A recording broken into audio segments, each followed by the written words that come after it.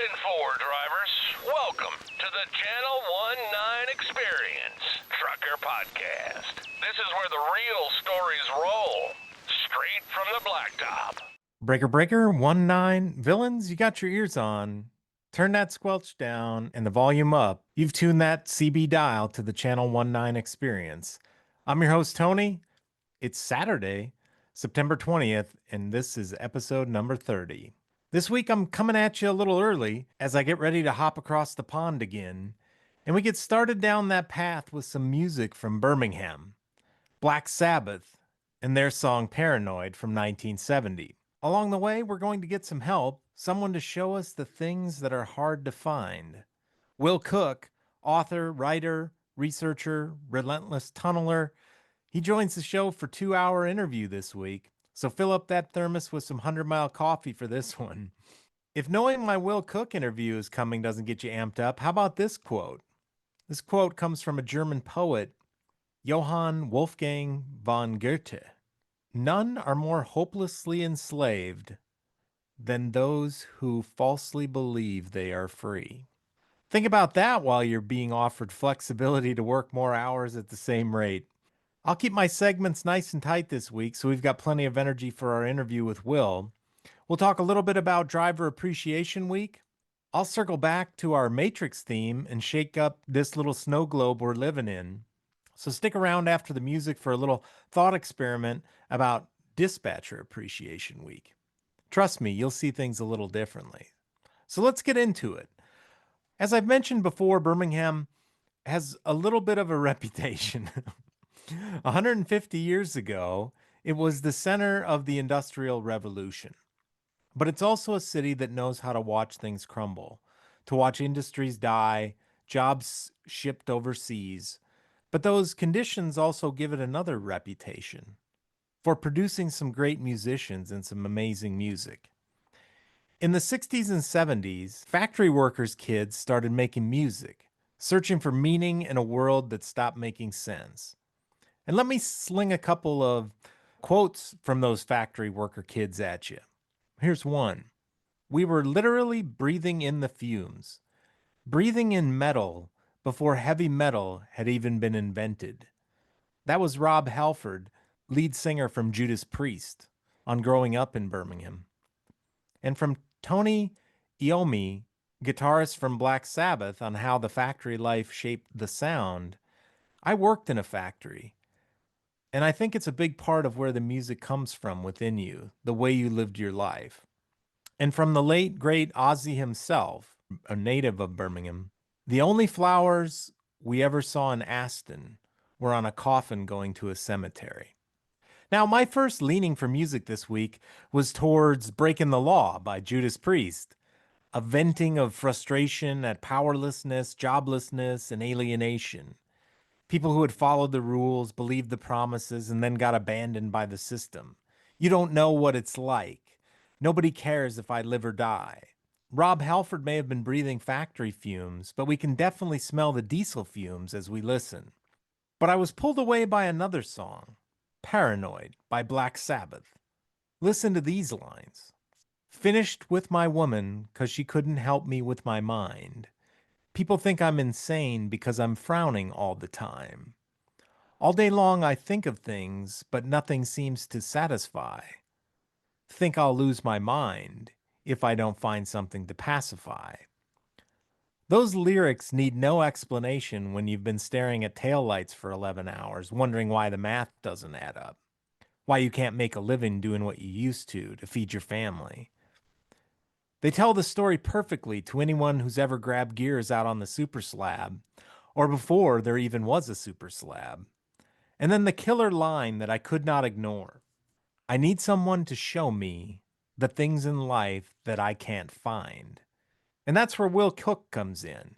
He's going to share his story and show us the machinery we can't see from the driver's seat, the stuff that's hidden beneath all the driver shortage talk, the machinery that's deconstructing our industry, like what happened in Birmingham and many other places. Now, Judas Priest, Ozzy, Black Sabbath, that's one layer to Birmingham music. Birmingham didn't just produce metal. The Moody Blues, Electric Light Orchestra, Duran Duran, different sounds, same industrial city, and bands like Steel Pulse and UB40, a band named after an unemployment benefit form. They show Birmingham's other side. Caribbean families who came to work those same factories, singing about the same broken promises, different accents, different beats, same story. Workers watching their world transform, their value disappear. And this wasn't just Birmingham's story. Zoom out 5 miles and we get to the Black Country. Robert Plant, frontman for Led Zeppelin from West Bromwich. The whole Black Country, Birmingham, West Bromwich, Wolverhampton, Dudley, was the industrial heartland. Coal, steel, chains, locks. They called it the Black Country because of the soot from thousands of furnaces. Zoom out some more and look across England. Manchester's mills, Liverpool's docks, Sheffield's steelworkers. They all sang the same industrial funeral. The transformation of workers from valued contributors to disposable parts. How about this line from Pink Floyd? We're just two lost souls swimming in a fishbowl, year after year. Running over the same old ground, what have we found? The same old fears. I wish you were here. That's truckers, circulating the same interstates, hitting the same docks, watching the same promises break, swimming in circles while the water heats up around us. Pink Floyd wasn't singing about trucking, but they captured what it feels like when your industry becomes a repetition machine. Same routes, same lies about shortages, same solutions that solve nothing. They felt what we're feeling. The difference? They got a 50-year head start on documenting their industries dying. They turned their grief into music that traveled the world. And we're just starting to realize trucking swimming in the same fishbowl they watched crack. From Birmingham's furnaces to America's highways, workers watching their value evaporate, their purpose disappear, their children's future dissolve. Different accents, different decades, same equation. The Black Country gave us the soundtrack. Now we're living the sequel. Well, so much for keeping it short. I'm not off to a great start. But I hope you had a great driver appreciation week. Let's kick off dispatcher appreciation week. Uh-oh, did I just tip my hand about what's coming later? Don't forget to hang around for the post trip. I'll talk a little bit more about my plans for my trip to England. Last week I told you to throw your logbook out the window. We aren't going to need it this week either. We've got work to do. If you're not driving, it's a great time to like, follow, subscribe, and share the podcast with your friends. Paper breaker 19, can I get a radio check? Pretty quiet out here on channel 19. Well, there's a plain white rapper taking pictures at the state line.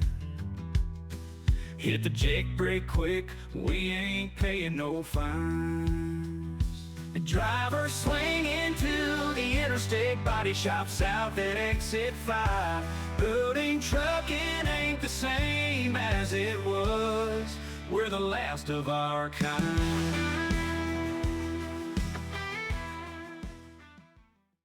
At the Mid-America Truck Show, I had the fortune to meet up with Mike Barber, founder of Truckers Wealth. Both of us have a passion for understanding the uniqueness of truckers and sharing our knowledge wherever we can. Mike is a seasoned financial professional. He has over 20 years of dedicated experience serving the trucking industry. Truckers Wealth has created a specialized financial hub where truckers can receive expert advice and tailored solutions to build wealth, minimize taxes, and secure lifetime income for themselves and their families. Check out his website, truckers-wealth.com, and look forward to seeing him on the program here soon. Grab that safety vest. It's time for the pre-trip. All right, villains, quote of the week. And like I mentioned earlier, this one comes from Johann Wolfgang von Goethe, German poet, playwright, novelist, scientist, and statesman. Born in 1749, this man saw empires rise and fall and watched the industrial age begin. He understood how power shaped perception. And that line I gave you, and I'll give it to you again in a second, showed up in his 1809 novel, Elective Affinities. It's inside Ottilie's diary, reflecting on how much we internalize constraints. It's an interesting story, this elective affinities. It sounds a bit daunting, right? It's a chemistry term, I guess, elective affinities, but it's about human nature and when multiple people get together and how the dynamics don't work. And so the quote goes, "None are more hopelessly enslaved than those who falsely believe that they are free." Sit with that one for a minute. And now hold it up to trucking. During Driver Appreciation Week, the FMCSA proposed 2 hours of service pilot programs, one to pause the 14-hour clock, another to expand flexible sleeper splits. They're pitched as flexibility, freedom. Flexibility to do what exactly? Work more hours to make the same rate of pay? Thanks to our lovely exemption, haha, that equals more freedom from the rest of the worker protections afforded to others. A rate of pay that's barely been enough going on 3 years now? That's not freedom. That's permission to exploit yourself more efficiently. Now, I want to clarify something here before I go on. I realize that if you're staring at zeros on your ELD, and if one of these pilot programs would allow you to get safely and legally to a place to park, of course I'm for that. But let's not mistake crumbs for sustenance. Don't mistake running water for rain. Goethe's warning wasn't a legislative memo. It's about self-deception, confusing a trickle that you're allowed to have with what should be a naturally available resource. In our world, real freedom would look like wages rising because of real scarcity. False freedom is more flexibility to rearrange the same 70 hours. Now, here's a slice of irony from my new day job in compliance. That's right, I'll wear my sellout badge if you wear yours. I'm the compliance guru for an ELD company now, looking at tickets, regs, software, data, and working with others how to make this little sliver of freedom as free as it can be, I guess. A driver got a citation for going over their 14 hours, 5 days after the fact. They had extended their 14-hour day using the current split sleeper berth provision.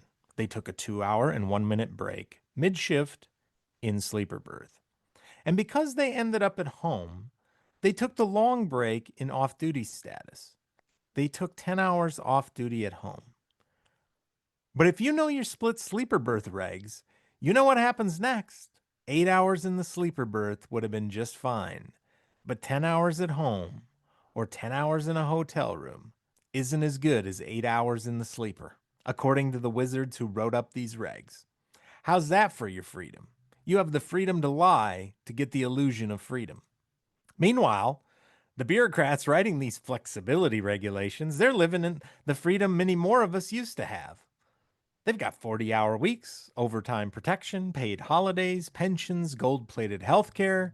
They get paid with our tax dollars to restrict our freedom while calling it liberation. The regulators or lobbyists deciding on how many hours you can drive, they'd file a grievance if asked to work half your hours. And while most of us carry the weight of compliance, the system rewards those who dodge it, the chameleon carriers who shut down and reopen under new names every few months. They're free from accountability. The CDL mills pumping out unqualified drivers, they're free to collect government training money while endangering everyone. The carriers using non-English speaking drivers who can't read warning signs, they're free from safety standards the rest of us follow. And those shippers and brokers and all of the previous lists are free from the accountability for what they're destroying. Maybe start by enforcing the laws on the books uniformly. That would start to look a little bit like rain. But the system rewards those who reject its rules while punishing those who follow them. That's not freedom, that's a protection racket. Where only the protected and the criminals prosper. The rest of us are enslaved by our own honesty and a false belief that we're free. Goethe saw versions of this 200 years ago. The comfortable overseers creating freedoms for workers that are really constraints with better branding. In just a few minutes, we're going to talk to Will Cook to sort out how they make this all happen. But in the meantime, let's wander by the bulletin board and see what other freedoms they're offering to us this week. First up on the bulletin board, I want to wrap up Driver Appreciation Week by extending my personal appreciation to all the drivers out there making it happen every day, delivering America's dreams. And also all the trucker adjacent workers as well, the people on the ops floor, the back offices, the shops.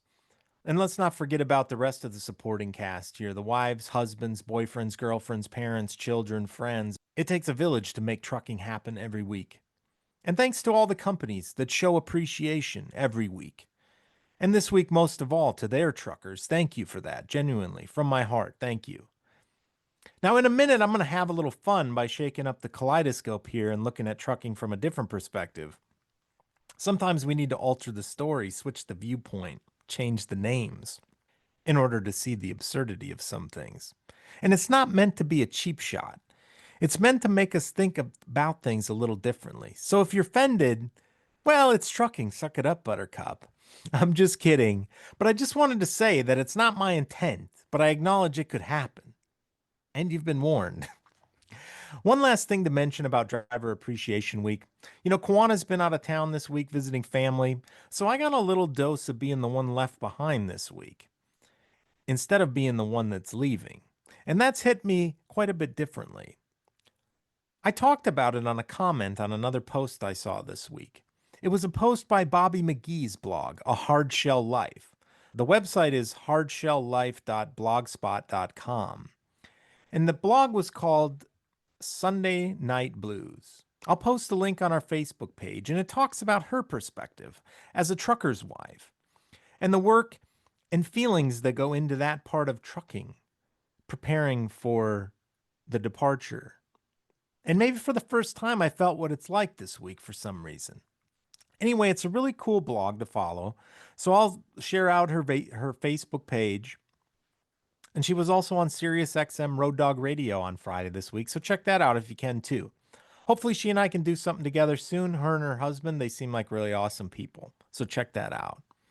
So back to my final thoughts on Driver Appreciation Week. Even though Kawana was away, I managed to have a wonderful time, and largely because of truckers. Will Cook and TJ Graff, of course, I talked to them over the last week. But so many others behind the scenes with texts and phone calls, hanging out on the phone, discussing everything under the sun. And Driver Appreciation Week also brings out so many stories from people. Todd Waldron, one of our previous guests, he's the VP of Carrier Experience at truckstop.com. He posted a video this week of his days back when he was with Q Carriers. And a driver there who had written a song and came into the office and performed it. I'll share that link out too. It's a beautiful song. And I'm not sure there was a dry eye in the room or from anyone watching it even now. So thank you, Todd, for sharing that. Yes, we appreciate truckers for the freight they move, but they are so much more. And that's what this podcast is about, sharing all those things that we are with one another. Your stories matter. Keep sharing them with one another. And wherever I can, I'll keep calling them out and amplifying them wherever I can. But wait, I found something interesting here on the bulletin board this week. There's a note. Let me read it. Driver Appreciation Week is now over. Time to begin Dispatcher Appreciation Week. Everyone, please report to the operations room for a special announcement at, wait, that's right now. Let's turn around and head back inside to see what's going on. Neo, imagine you're the boss of a trucking company. It's Dispatcher Appreciation Week, and you've gathered everyone to show them how much you value them.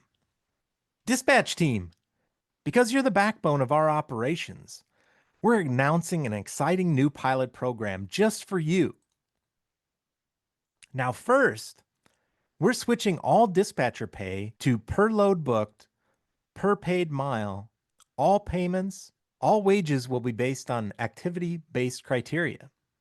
In my opinion, nothing says appreciation like only paying for revenue-generating activity. Those hours updating driver files, handling complaints, fixing payroll errors, going to meetings, that's your freedom time now. And second, great news, you're being exempted from overtime protections.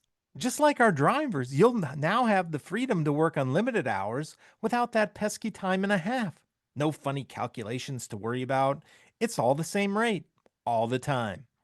I know it's hard to believe we're willing to do that, right? But here's the best part. We're piloting split shift flexibility. While you're waiting for safety callbacks or sitting in pointless meetings or held up by system crashes, you can pause your work clock and come back later to finish. Sure, you'll be here 14 hours to get paid for 8, but think of the flexibility. And if you need to take work home, well, that doesn't count. But 8 hours sleeping under your desk, that counts. The wizards in HR have spoken. So happy Dispatcher Appreciation Week, everybody. Oh, and maintenance, accounting, and safety? You weren't forgotten about. Your appreciation weeks are coming soon. It just takes us a while to think up these new ways to appreciate you. What with us only being allowed to work so few hours and all. We in management wish we had the freedom like you do. See how that sounds? I could hardly say it with a straight face. But that's what I heard when, in the same breath, this past week, the same article in Overdrive, reposted over and over again by others, drivers being offered running water instead of rain as appreciation. More ways to work more hours for the same money dressed up as freedom. Now, I'm a pretty simple guy. I can look at these things and I can feel these things and know that it doesn't sit right. And like Ozzy sang in our song this week, I need someone to show me the things in life that I can't find. So I got some help. Fellow tunneler, fellow rock chucker at Crystal Palaces, Will Cook's been mapping the machinery beneath this industry for years, documenting what's really happening beneath the surface. He's the author of books called The Driver Shortage and The Machine Behind the Wheel. 35 years driving, an ATA Million Mile Award winner, now spending his time exposing what most people don't want to see. Will's about to show us the machinery we can't see from the driver's seat, the stuff that's hidden beneath all the driver shortage talk. Now, like most trips to the office, that took longer than expected. We'll take a quick break, and then we've got 2 hours with Will Cook coming up, villains. We've got freight to move, so we're going to be doing a rolling pre-trip this week. Skip the money line segment too. Get that seat adjusted. Push the buttons in. Look out both mirrors to see if anything flies off or there's any sparks, because we've got work to do. Trans Carolina Permits is based out of North Carolina. They've been in business since 1977, and they've got a team with a ton of experience in all of our favorite part of trucking, which of course is the government. They provide a portfolio of services for the trucking industry, not to mention they have a compliance program. They'll help you with clearinghouse setup and queries, IFTA, and mileage reporting, so your state-by-state mileage, your fuel purchase tracking, and get that wrapped up into a nice little bundle for quarterly filings. They're a one-stop shop for your trucking needs. You can find them on Facebook and LinkedIn, or check out their website, transcarolinapermits.com, or give them a call at 1-800-899-4870. It's by truckers for truckers. This is the Channel 19 Experience. Let's hit the road. Welcome, villains. This week we've got a well-known guest for sure, somebody who produces content like nobody else I've ever seen. Will Cook, trucking researcher, advocate, author, trucker. His Facebook page, A Driver's Perspective, has tons of great content. I share a bunch of it on our Facebook page on a regular basis too. Will, nice to meet you, and thanks for joining the show. Yep, thanks for having me on. Yeah, man. Well, first off, I wanted to say kind of hats off to you and all that you do. You know, the amount of work that you do, the thought that you put into it, and you're sharing it with all of us. You know, it's honestly, it's a breathtaking volume. Like, how do you do it? Honestly, I just read. I don't watch a whole lot of TV. I do a lot of trucking, so on my off time, I'm just constantly listening and watching what's going on. And I'll take my idea, my personal, chat, I let chat edit and kind of inspire me or give me different thoughts, right, on how to word things. And it helps out a lot. I used to have, she's an assistant at Ball State in Indiana there, and she used to do a lot of my editing and so forth like that. And then she was like, between her and my kids, they were like, you need to start using chat. Use chat, write down what you want to say and put it in chat. And then, and it still worked. And I thought, oh, this is going to be like real easy. Right. And if you've ever used chat, you'll realize it takes work with chat too. It just takes the editor out of it, so that's really what it is. Just really passionate about what I do. And it's just driven. This is what I love. And I just think there needs to be a voice out here for the driver. And it's just a season that I'm going through right now as far as all the trucking stuff. I hope to get back into doing ministry work and putting boots on the ground to do some ministry work. Yeah, for sure. What I was going to ask you, I usually get started, because to me, part of the fun of the podcast and the Channel 19 is experiences, sharing a little bit about the backstory, like how you got into trucking, like what led you to be in this crazy clan that's called a trucker.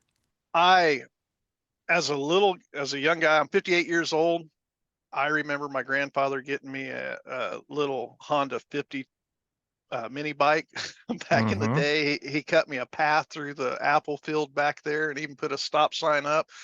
I've just always loved traveling, driving, that kind of thing. And then as I got older, it was time to go to college or go in the military or do something. And if you think about it, back in the 80s and stuff, trucking was still pretty cool. And I grew up under the days of Convoy, Smokey and the Bandit and all that. So it was, it just kind of, it fit for me for what I enjoyed doing. And I went into the National Guards as a 88 Mike truck driver, Indiana National Guards. There wasn't nothing going on at the time. So that's why I went Guards. And I come out and started driving a truck coast to coast until I had my first child. And then I went regional, local while the kids were growing up, and then went back over the road. And because I love trucking, I mean, I truly dig trucks and trailers and stuff. I've been able to haul cattle. I've did super loads and pulled a double drop stretch. I think the only thing I haven't done, and I did it a couple times, was a tanker. And then I also got to drive the fire truck, the water fire truck. So that was kind of unique. So I've got to experience a lot of driving different equipment over the last, it'll be 35 years, I think, this October. So I just like trucking. Nice. Yeah. And, I read it in your bio online. Don't be bashful. Like you've got some incredible achievements as a truck driver that are nothing to sneeze at. I give that a lot of that's thank you, Jesus. We say luck a lot, but it's really it's a hedge protection around you. But I give the skills, I think, to I don't think I know. It was the National Guards. You have 8 weeks of AIT, right? So I was training because it was truck driver. I drove the Hemmets, tractor trailers, so forth like that. And then when I came out at that point in time, they didn't recognize military training. So the trucking schools were pretty fresh at that time. And I went to Granite City, Illinois to Amtech truck driving school. So I went through another schooling pretty close right after, right? And what was that? I think that was an 8-week, close 4 to 4 weeks. And then I rode with a trainer. The guy's name was David Dupree out of Corpus Christi, Texas. Man, that's crazy. We ran coast to coast in an 89 cab over double wide cab Peterbilt for Coretta out of Paramus, New Jersey. I drove out of the Chicago Heights terminal. So yes, I did. I ended up getting when my girls were born, I got 2 girls 13 months apart. I wanted to come off the road, and I got a local job. I applied with them twice. I hauled cattle before then, and my record, I had speeding tickets, all that kind of stuff. And I remember Syndicate going to them, a hometown company there, private fleet in the floral industry. They were like, too many points on your license. We can't have speeding tickets. So, but I went back again. I seen that they were hiring. They had a sign out, and I went back to them a couple years later, and they put me on, and they hired me on. I got my record cleaned up enough and drove for them for 11 and a half years. They were a member of the American Trucking Association. And I volunteered in my community during that time. I'd run out to the West Coast and back. I'd get like 3 or 4 days off every other week. So I was able to volunteer in my community. So I volunteered at the fire department. I ended up giving my life to the Lord and volunteered in the community at the rescue mission, the men's shelter, doing things like that. And I worked some pretty big scenes and ended up with my 1,000,000 mile Safe Driving Award. And at the same time, I was there 10 years and plus my community service. And the company, I ended up being a mentor for the elementary school for Syndicate Sales and did a thing with the mayor and all that kind of stuff for the youth. And I got nominated for that Master Driving Award for that. And it was just like, I'm a knucklehead. It's a God's thing. It really is. I'm just saying it's a God thing.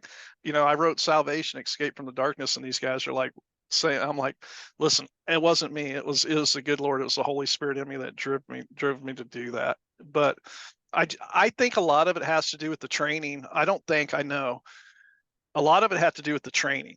By doing AIT and then coming out and going through truck driving school. And the truck driving school wasn't just a 3-week course back then. And then having to go with a trainer for a period of time. I had plenty of training, and that's why I fight for training. Still to this day, I say training, even with the visa drivers and non-domicile drivers and all that. If you put strict enforcement on training, no matter if you take all the political stuff out of non-English, this or that, if you enforce this training, the accidents would stop, okay, because people would be trained. So I give the credit to the training. And then on top of it, it wasn't just the training. It was something that I wanted to do. Charlie Kirk said it. I've watched hours of his videos in the last 48 hours. And, one of the students says, so how do you find your purpose? And he says, you find yourself what you're skilled at, where you have a gift at. And with that gift, if you have passion, because you may have multiple gifts, but find the gift that you have passion for. And when those intercede, there's going to be your purpose. And that's what's kind of happened right here, I believe, with me in the last 3 years with the driver's perspective and what I'm doing right now with the ministry. The ministry will be launched. It's kind of launched. I just have it on the back because we haven't put boots on the ground. We're still kind of building. And I've seen it's just where I'm really comfortable, and it's what I know and what I do. And it was like, it wasn't even as much trucking now as what it is my love for humanity, for the driver, for the people, because there's a lot of people out here that they don't really strive to have $1 million home or ride around in a limousine or anything like that. They just want to have a home, be able to go on vacation, have food, clothes for their children, so forth like that. And that's what built America. If that, that's what it is. Yep. Get me on a soap opera here. Well, you touched on this, so let me circle back to it for a second. Mm-hmm. So last week, or about a week ago, I think it was last Saturday, you wrote a piece called Disagree Like an Adult. And I used that piece in my episode 28. And I talked about it, and because knowing that I was embarking on this driver shortage, air quotes, series, that we're going to talk about some sacred cows, some contentious areas, some things that I think will make people uncomfortable, and, not doing it, and I was trying to make sure, and I told the audience, hold me to Will's standards here, because I think it was very well written and well thought out about, how do we talk about serious things that are going to touch some nerves and still stay productive about it. And then days after you wrote that, and you mentioned Charlie Kirk was killed. And while literally doing exactly that, right? Going out on the front line and having a conversation that makes people uncomfortable. And, I wanted to get your thoughts. You mentioned it, and I kind of had it queued up anyway to ask you about it, because, I mean, obviously the timing of what you said, and then the horrific, Charlie being killed. I mean, it's hard to ignore, right? Or just the reality, or the timing of it. It hurts me just to think because of that. I mean, it gets me right now because it's such a deep of where I'm at in my life, right? Because I am a follower of Jesus Christ. I just don't believe in him. I follow him. I fall short every day. And if you're a true follower, believer, you have the Holy Spirit in it, you love people. Okay. Mm-hmm. And Charlie was a great example of that. And that's why it gets me, was because if you watch his debates, he was in the flesh too. You could see him get aggravated every now and then. but he kept control of it. And he would, I believe, revert back to his belief in Christ, how Christ loved those who sinned. He still loved them. And even those that attacked Charlie, it's just like they said, you know, Charlie wouldn't want us rebelling. But to go back to what you're saying is to argue like adults, he is a great example of that, because he didn't call them names. He didn't belittle them unless they were just, and he still did it in a very respectful way. If somebody would want to say that he did, but it was a lash out of a more of a correction of, it's like a defense more than a offense when he did do it. It was because it's like, if I don't say something here, this guy's just going to constantly just overpower. And the Lord said, come boldly, speak his word boldly. So it wasn't really that he was so to go back to what you're saying, adults, that's what you're seeing a lot in the circle in trucking. Trucking is a rough crowd. You've been in it for years. You know what I'm saying? As far as we have some rough people, drivers. I'm rough around the edges. In the personal attacks, we should be able to talk about anything, especially when it comes to trucking issues, and be able to disagree without attacking the person. Even as much as I talk about Chris Spears or the ATA and the corporates, I give them credit when you talk to me. They are educated men, where their IQ is, whatever, I don't know. But, I truly believe that they stay up and they try to succeed in what they're doing. Whether I don't agree with it, okay, but they're trying to be the best at what they're doing, or whether it's saving money or doing whatever. I'm not going to degrade them like that. But I will say, as I keep going here, I'm saying like some of the stuff's evil. You need to correct it. It's just evil. You're stepping on the very people that built your wealth, that allowed you to have the wealth that you have. And that is your veterans, your laborers, so forth like that. Without them, we would never have got to where we're at today. Okay. So, and to go back to what you were saying about debate, it's the love for people is basically what it is I just have a love for people all around, period. So, but they get under my skin too. Yeah, for sure. I slip, and you're on slip social up. media, so like Yeah. that's even as can be a stranger environment. Every now and then I post something, I'm like, and it's like the angel sitting over on my shoulder. You gonna leave that up there? You really gonna leave that up there? I told you not to do it in the first place. It's like, yes, sir. Yep. So, well, that's the other thing too, is I understand these people. If they don't have the same moral compass, then they're not going to see things the way you see. And we're all, a variety's the spice of life, and we all, our perspective, a driver's perspective, but a perspective, where does that come from? That becomes from your life experiences. You're going to see things differently because you live differently, and I just happen to have that understanding. When you're not attacking me, I'm human. If you attack me personally, my flesh kind of jumps in front of everything, right? Not necessarily my common sense understanding. You poke me in the nose, I want to poke you in the nose back. Right? So, but I do understand when everything calms down. I raised 7 children, and out of 7 children, like I said, I was telling you earlier, they weren't all mine, but they all have rights to the refrigerator, so I claim them.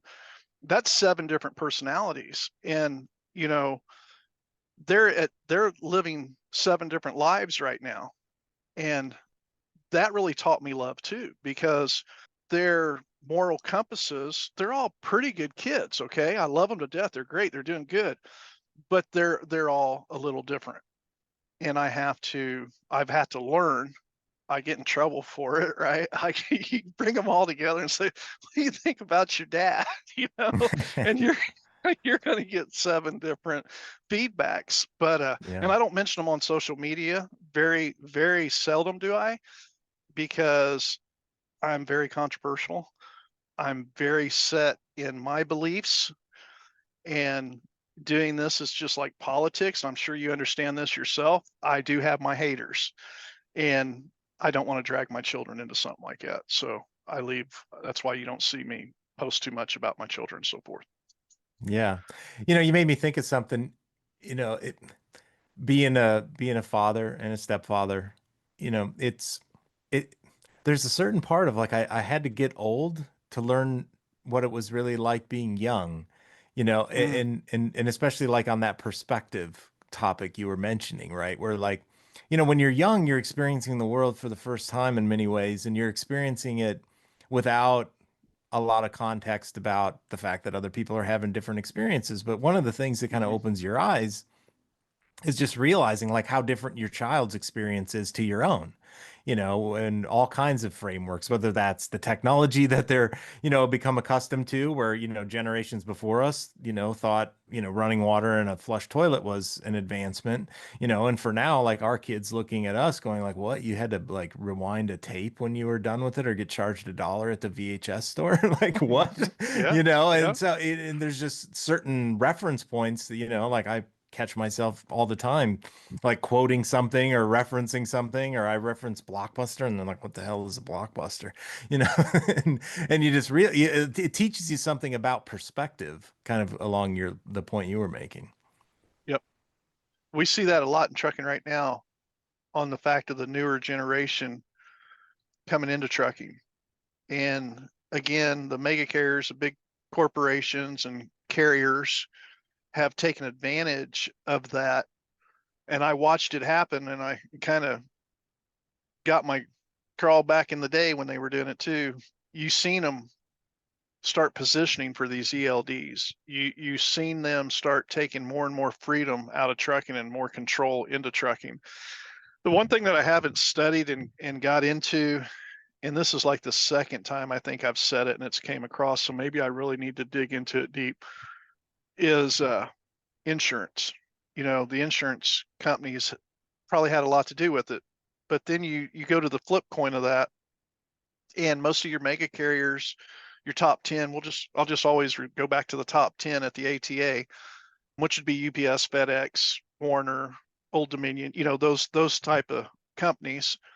They can 80% insure themselves. 80%. They have to have 20% of another outside insurance company. So that's why they can do this churn, this mill in turning drivers out, right? Turn them into students. They get paid government money, they get grants, whatever, they get credit, whatever it is they do, and they churn them out. Well, if one of those guys get in an accident, or it's little fender benders, this or that, and then they can take new drivers and train them, because the insurance, like when I was with Kevin, his insurance, he couldn't get any insurance feasible that without a driver having at least 2 years experience. Right. So that's something that, like I said, this is the second time I really want to dig into. I know what I know. I just need to be able to pull the facts and connect all the dots to it. But these carriers, I remember back when lease purchase just started coming. Benz was one of them, had these beautiful red W900s, and they were refrigerated outfit, and he would give away a Harley once a year. And, you know, that's when the trend started kind of happening. I remember that happening. And it's just, but you had to have a decent record, and they just didn't put anybody in those trucks back then, right? And now look where we're at today. Like you said, how everything's changed. The people coming into, the other thing was automotive industry. Let me back out. There's a lot I can say, so maybe a little scattered. Let's go back to when automotive industry, they started sending our jobs to Mexico and stuff like that. A lot of them guys came out into trucking, which fed into the mega carriers design, because these guys came out, they took a buyout of $30,000, $40,000, and as well as I do now, that doesn't last, right, very long. And so they came into trucking. Well, they're used to punching a time clock. They're used to taking a break, a half-hour break. They're used to having their 15-minute break. They came out, and I would say this back then, I was hauling automotives when this happened, because my kids were young and automotives got me home. I would get mad. I was like, you guys are jacking this company up. Or jacking this industry up because you're spoiled. We don't operate like that. I want to go home. I don't want to be out here on the road taking a 10-hour break. If I sleep 5 hours, set my alarm for 3 or 5, I know what I can do. I haven't been in an accident, but these guys wanted everything to work like it did in the factory. Mhm. Okay. And it wasn't just automotive that done that. There was other factories that got shipped over and these guys started coming into trucking. And then that's when they shifted, and that's when everything started shifting in trucking around that. And if you look at it today, that's where it's at. It's in that sense now. And it changed big time because these guys no longer, during that era of time, they didn't want to own a truck. They didn't care about a long hood Peterbilt or the lights, the chrome. Like I said, how I wanted to drive trucks. I thought trucks were cool. Never really wanted to be a mechanic. I wanted to know the mechanics of it. I didn't mind being able to work on something myself, but as far as being a mechanic, I never really had that desire, right? I just wanted to drive these cool things and tear them up, let somebody else fix them. Right. And I'd go out, I had just as much enjoyment polishing wheels and chrome and stuff like that as I did turning a wrench. Anyways, so you've seen that mentality change it because it went from people actually wanting to drive a truck for a living. And even in the old days during Hop and then when them guys would run them local runs and stuff, if you think about their roads and how they traveled back then, it was a journey back then. Mhm. Okay. Because it wasn't like there was a lot of 2-lane. There wasn't the interstates, or they didn't have phones and this and that. So it was a journey. It was an adventure, even for the local guys. Yeah, even if the miles were smaller, it was, It, it was an it's adventure and a journey. yes, and that's what drove the man inside to want to do something like that. And then when all this NAFTA stuff happened and all these guys started coming out of the factory and coming in, it turned from that, from a livelihood, a way of life, to a job.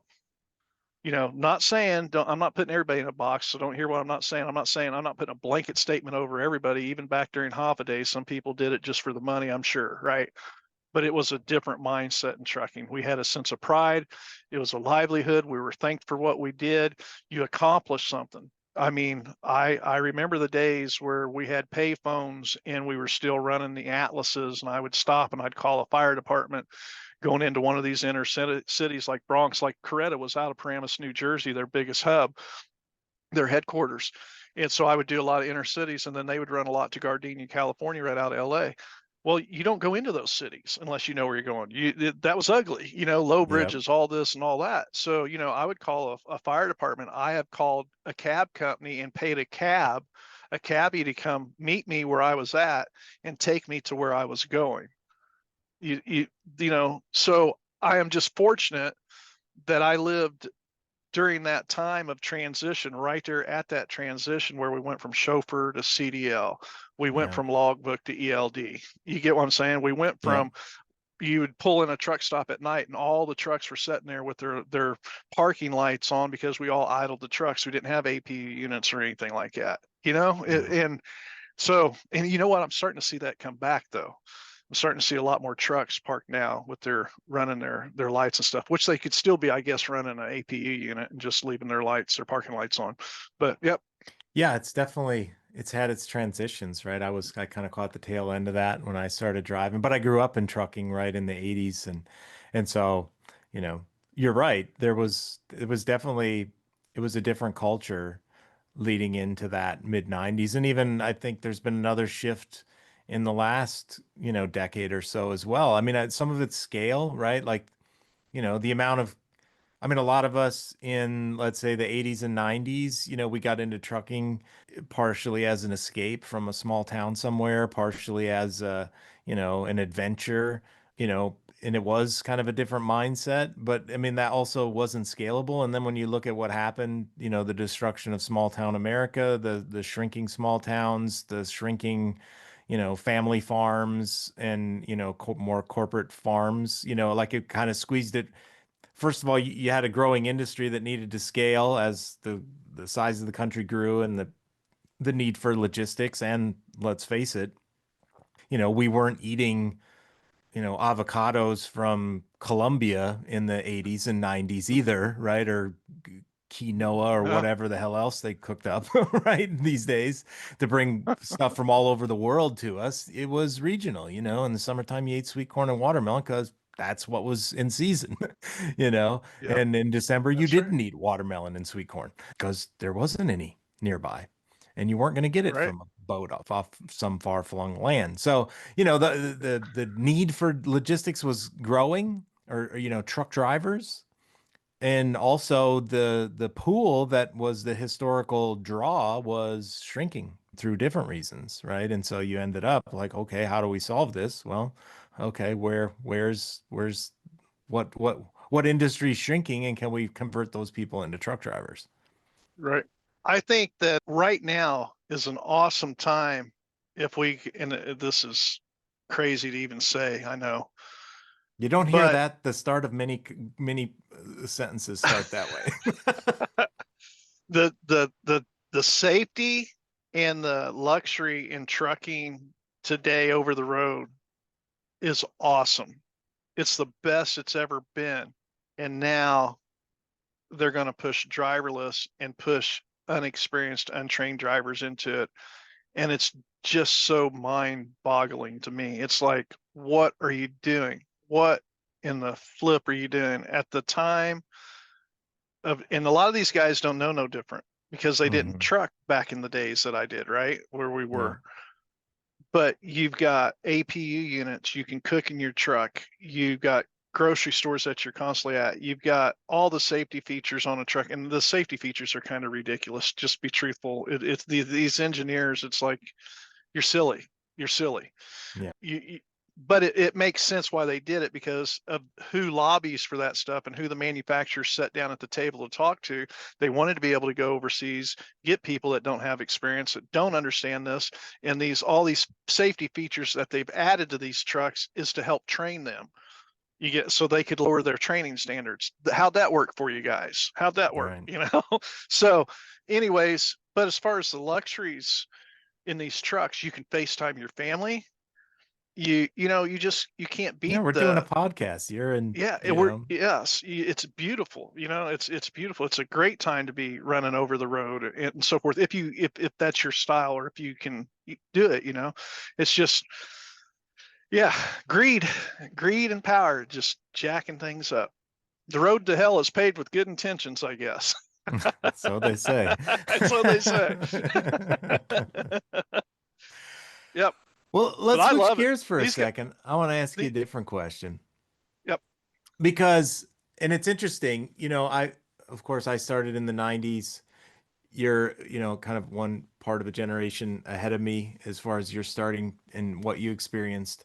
One group that's been around through all of that really has been OOIDA.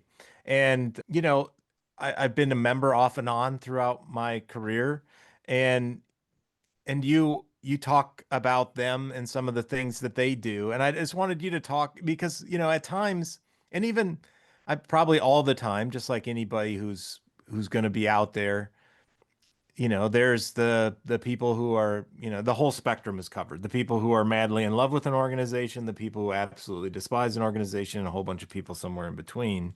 But I wanted to get your thoughts on, you know, the people who are, let's say, not positively thinking about OOIDA, and then also your experience with that group and your thoughts. It's with me. I didn't even get into advocacy until 2018 after my divorce. Okay. And that's how come I don't blame these other people when some of the driver advocates come out. Well, nobody pays attention, blah, blah, blah. I understand that Hmm. because all I wanted to do was come out, get my job done, go home, be home with my family, and enjoy what I worked for. I get it. So, but you have to go to them.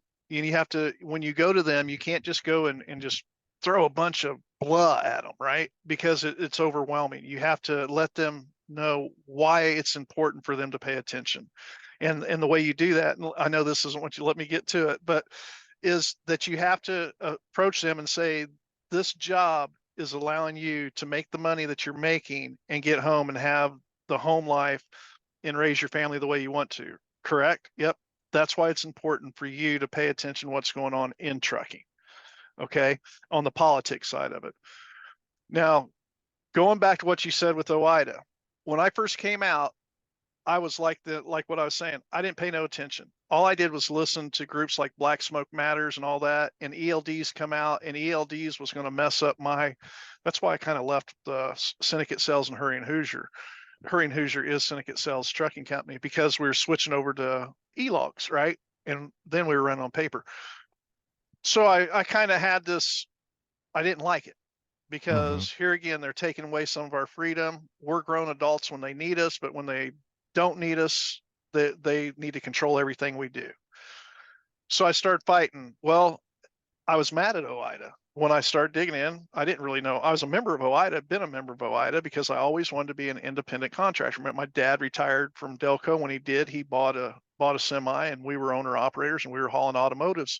We hauled automotives from Anderson, Indiana, down to Laredo for Carter Express. Okay, and that's what we were doing when 9/11 happened. After 9/11, a year after that, we sold the truck. We took it to Fort Wayne auction. I got about 24,000 out of it, and I went back to driving a company truck. That being said, my dream was always own my own truck, do my own thing, work when I want to work, so forth like that. There was people that was against OIDA, though I learned a lot off of these advocates that mentored me when I first came in. At the same time, they didn't quite do their homework either. And I know that now. I didn't know that then. Didn't even think about it then, to be truthful. I'm just going to speed up a little bit. So I canceled my membership with them. I don't want nothing to do. I was OIDA hater. OIDA, you need to be doing more. You need to be blah, blah, blah. I didn't get it. I ended up doing America Without Drivers, and I did a nonprofit. Okay. And I dumped all that out. I stopped all that when Gord, McGill, and all them guys started talking about autonomous trucks. It was like mission accomplished. Now we're talking about, because when I first started doing it, people were laughing at me, saying I was stupid, which I get that all the time. I'm getting it right now with the driver's perspective, right? I'm kind of like ahead of and then this is just God. Yeah. God just finally told me, he says, no, you're ahead of it. Is what's happening is you're staying ahead, and that makes you enemy. And anyways, but I learned a little bit about nonprofit during that time. And I learned on and I started digging, and that's where I started to learn how to do research. Well, to circle back, for people to understand OIDA, you have to look at what OIDA is, what they represent, and how their organization is built. And when I started digging into, because one of my things that the Lord led me to is don't just look at what's happening, ask yourself why. Who's behind this and why, and where are they trying to go? So I was like, OIDA, why isn't OIDA doing this? If OIDA is that, are they part of the swamp? And I've accused them of that back in the day. OIDA, you ain't no better than ATA. You're part of the swamp too. You living in the swamp, you got the swamp on you. Well, there's some of that's truth to an extent. So long story short, I ended up digging into, I talked to one of the old presidents of OIDA. I really dug in, and the more that I dug into OIDA and learned, OIDA is a board. There's 21 drivers that sit on a board, right? So you have 21 drivers that voice their opinion at OIDA. Show me another organization that's like that right now. And these are solid board members. I'm like, okay, are they all just knuckleheads? Well, no, some of them, you know how drivers are. Put 21 drivers in the same room and try to get them to agree on one thing, right? Right. So, and then I talked to Louis. I stopped and I talked to Louis, and I asked bold, honest, truthful questions. And the more that I dug into it, the more you realize, OIDA is a nonprofit. There's only so much they can do and say, okay, because they are a nonprofit. All right. They're lobbying their membership, and they're lobbying. They lobby a couple 100 and something. I forget what it is. I wrote in one of the books. I believe I've got it written down. Don't quote me on the numbers, but it's like a drop in a bucket compared to the ATA and all these other lobbying groups. Okay. But they do have an office in DC, and I have had an awesome opportunity to be able to get to know Doug Morris, which is their government affairs and so forth like that, and on a personal basis there. And I'm just telling you, I have learned who they are and how they operate and what they can and can't do and why. And it's awesome. They are truly representing independence, not just owner operator. It's a voice for independence. Okay.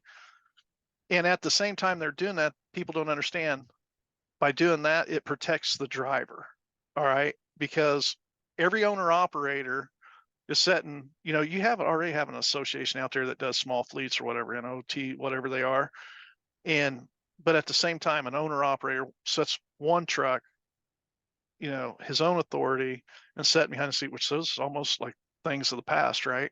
Right. So these guys, I know Doug is constantly talking to people at that White House, at the Department of Secretary, the Department of Transportation. They've got a guy that does nothing but compliance. They have a team of lawyers. That's why I said everybody keeps trying to knock OIDA down. There isn't none of them that are prepared to fill those shoes. And when you knock them down, you were talking earlier about something close to this. You knock them down, you're going to leave that void, and they're really going to walk over us. So when Shannon and Harvey and them at the ATU was fighting for non-domicile CDLs and exposing that stuff for non-English speaking, right? I know for a fact that at the same time they were doing that on social media and getting all this praise and glory and following, behind the scenes, OIDA was working long hours in text messages and emails and pushing just as hard, moving that ball. Does that make sense? Yeah, I know because that. there's multiple And layers to it. And yes. And that's why I said, just like OIDA says, you don't need to tear them down. You need to build on top of it. You can have your own group. You can have your own association. Don't tear OIDA down. They've got the place at the table, and they've got the foundation and the association, the team in place. You just can't replace them. You're not. It's took years for them to get where they're at right now, and to build that team. And if you just sit down with them and learn what they can do and what they can't do, and you feel like a grassroots. Shannon and them, they're not a nonprofit. They can go out and say and do and side with whoever they want. They just had that Corey, whatever, his cousin down there running for district, representative and speaking and so forth. OIDA can't do that. OIDA couldn't do that. So anyways, that's why I'm for OIDA. I've talked to some of their staff. They're very good people. They've been there for years. Are they perfect? No. Are they going to do things to tick me off? Well, I hope so, because I never want to be totally content. You know what I mean? I've been in a big family for years. What are you going to write about next week? Yeah. But yeah, no, OIDA is solid, and I don't care what position you have. Don't just look at OIDA at surface. Look deep into OIDA of what they can and can't do and what they stand for, and you'll understand a lot more. And I think you'll understand that OIDA represents, I say in my own words, independence and freedom in trucking. And I mean that. And I'm not saying that just because, I'm saying that because I have dug in and peeled back layers and layers at OIDA. Okay. And do they have part of the swamp on them? Listen, you're not going to get in the swamp. And I had to come to a God moment on this. Okay. Come to Jesus moment. They have to have part of the swamp on them to be able to be in the swamp. Yeah. Okay. There's certain things that they can't say, or people that they can't rub wrong, or else they would never have that place at the table. They would push them out. Do you get what I'm saying? And that's what I had. Sure. Like me and you were talking about that, before the show. And, it's one of those things where it's like you start peeling things back and it's like, hey, this is ugly. Yeah, but it's life. It's life. We have, So yeah, it's a complicated world. And it's complicated. and there's a lot of rules and stuff that go into how you get to play the game. And I'm sure, it took, like you said, OIDA a long time to even just begin to navigate those, right? Like if any of us, decided today, like we're going to start, we're going to start an organization and we're going to do something because we don't think that's the right direction. Like the amount of things that they've had to build and relationships that they've had to build with people and maintain, right? Not just be a fire starter and burn down every bridge in sight because it made for a good headline or a good social media post. Yeah. And you just undercut your ability to accomplish anything. And now all you are is just somebody who can be a fire starter and can't actually accomplish anything. I mean, That's that's exactly just right. part of the reality of it. And We're never gonna get ahead unless, like how divided our country is right now. I'm telling you, man, this it gets me. He did awesome. Charlie Kirk went to those and allowed those that hated him to talk to him, and he talked to them respectfully. He came to them. You get what I'm saying? And yeah, it's the same thing. As much as I don't approve of and I don't care about the ATA and the mega carriers doing what they're doing, but if you read my article today, it was unfair how they done that. And when I say fair, I'm talking it was not the American way. Okay. It's like, oh, capitalism. No, look what you did. You allowed loopholes, and honesty doesn't care about your feelings. So I don't care what anybody listening to this feels like. I'm saying I'm being truthful, and I'm over the target. Okay. I may not be right on it, but I'm over the target. By them allowing visa drivers to come in here, instead of churning these drivers in and out of these mega carriers, they should have invested into those drivers. Those drivers went into those companies believing, was sold the American dream. And it sucks. Oh. And you brought them in there, put them in a truck, and set them up for failure, knowing that you already have your cream of the crop in this company. You've got a fleet of 2,000 trucks. I'm just going to use these numbers. You got a fleet of 2,000 trucks. You've got 1,000 or 1,300 of these trucks that you have drivers that have good runs, dedicated runs. You treat them good. They're 3 million mile drivers. And then you just crap all over the guys underneath that because you've went and bought these trucks in a fleet, and you've got deals with the manufacturers, and the Christmas comes in, and the seasons come up and down. And that's why they want driverless trucks so much, is because all they got to do is flip a switch. They ain't got to hire and fire. So what it was it's greed. It's like, yes, you have a shortage of drivers because you've got 2,000 trucks and you've only got 1,500 drivers because you don't have the freight constantly year round for the other 500 trucks. But instead of sticking and focusing on your 1,500 that you do have, you want to go screw people over and drivers over and come out here and say you have a driver shortage, and you're tearing people down like myself, or like you had 30 trucks. Maybe I wanted to have a small fleet of truck, my son, where we could have went in and picked up that freight, but you want to come in and undercut people and do things and churn drivers in and out of there. People that came into your company with a dream, that went to school, put money out to come through your trucking school, so forth like that. No, it sucks. Anyways, don't get me fired up. No, and it's sad. Like But it's true. I'm on Facebook and I'm in Reddit and these trucker groups, and I mean, there's so many of the posts that are just exactly what you say, right? Like, I, new truckers, people who had a genuine desire trying to better their life, just like you and I did, right? And Yep. and willing to make sacrifices, and yes, are some of them naive and they don't understand what they're really getting themselves into, and do they get sold the bill of goods? Yes, that happens too. But people with genuine desire in their hearts to improve their lot in life.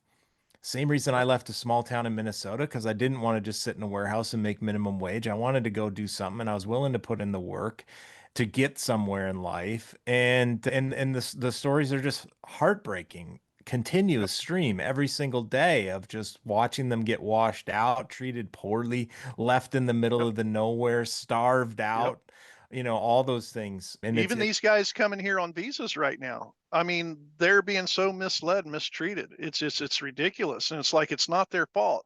Don't go after them. They were set up for failure. That one guy doing the U-turn he's got to stand accountable for that. He's a grown man. He's got common sense. Don't take me wrong. Don't hear what I'm not saying, right? But he was Mhm. set up for failure. The other thing that I'm hearing right now, a big pet peeve of mine is, oh, these guys live in trucks. Well, these drivers out here, they're just living in trucks.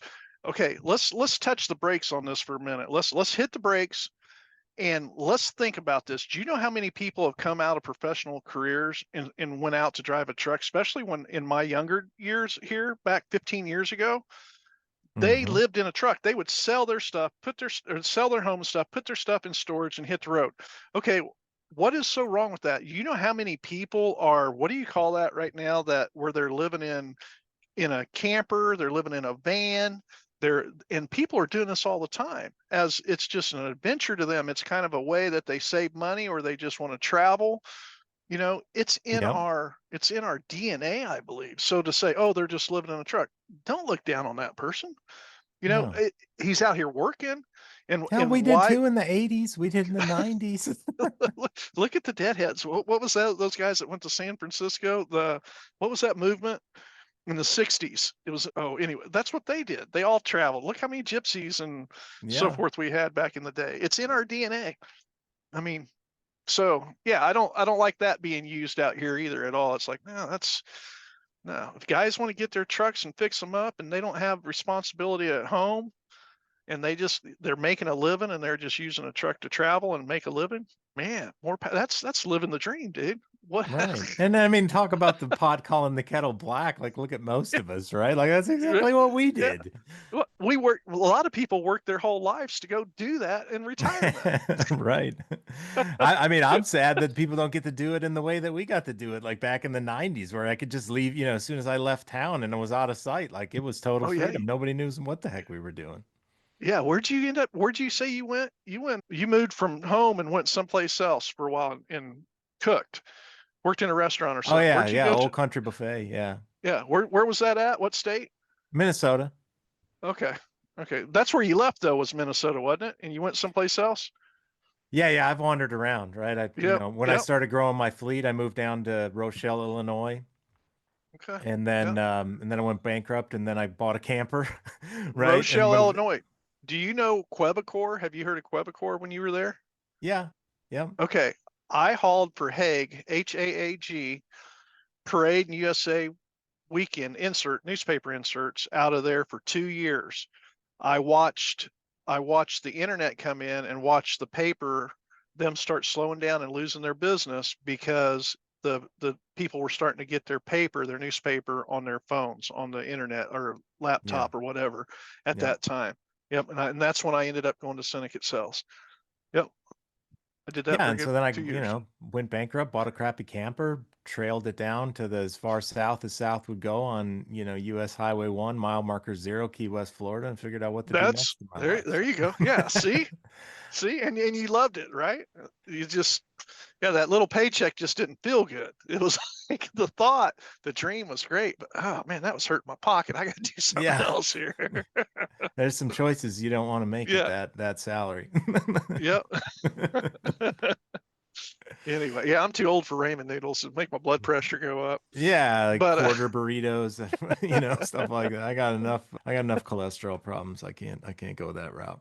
So, all right, so you brought up autonomous vehicles here. Let's go down that path for a second. So I don't know if you saw this article, came out this week, and I saw it both on CNN and Fox News, which I thought was interesting. Rick Perry, former Texas governor and energy secretary, he wrote an article about how autonomous trucks are going to save America. Like that, the road to prosperity is paved with autonomous trucks, is I believe what the title of the article was. No, I don't know, no trucking experience that I know of for Rick Perry, but he's an expert now, and so he wrote an article, and basically it was regurgitated talking points about driver shortage, blah blah blah. You can go pick up any article that goes along with the driver shortage, and you can Rick Perry quoted all the statistics in there. But what are your thoughts on where we're at in this narrative now? You were a front runner of calling out the autonomous truck movement a while back, but like, how's it played out in alignment with what you thought you would see? for the in between details, that's more like Gord McGill or James or something like that. But going up to a 30,000-foot view of what I really focus on, because I already know what I know, and it doesn't matter what other people say or think. That's what I wrote in the books, so I know what I know, and it's just, this was manufactured chaos. I wrote an article on that and used that head, and that was kind of in the fire truck deal. But this was manufactured chaos to accept this. You have to go back and look in 2016. Obama called in Bill Gates, the guy from Google, all them top techs, and this is on the record. They can look at it. I even mention it in the book. How do we transition from driver to driverless in the semis. Okay, they're using semis because it's federally regulated and they can push it. In the public sector, you can choose to take a Waymo. The public can choose to buy a car, but in trucking, they can push it on us. Okay. And then and it's just a lot bigger and a lot easier for autonomous to step in. And then on top of it, I just wrote an article. Well, I did the video.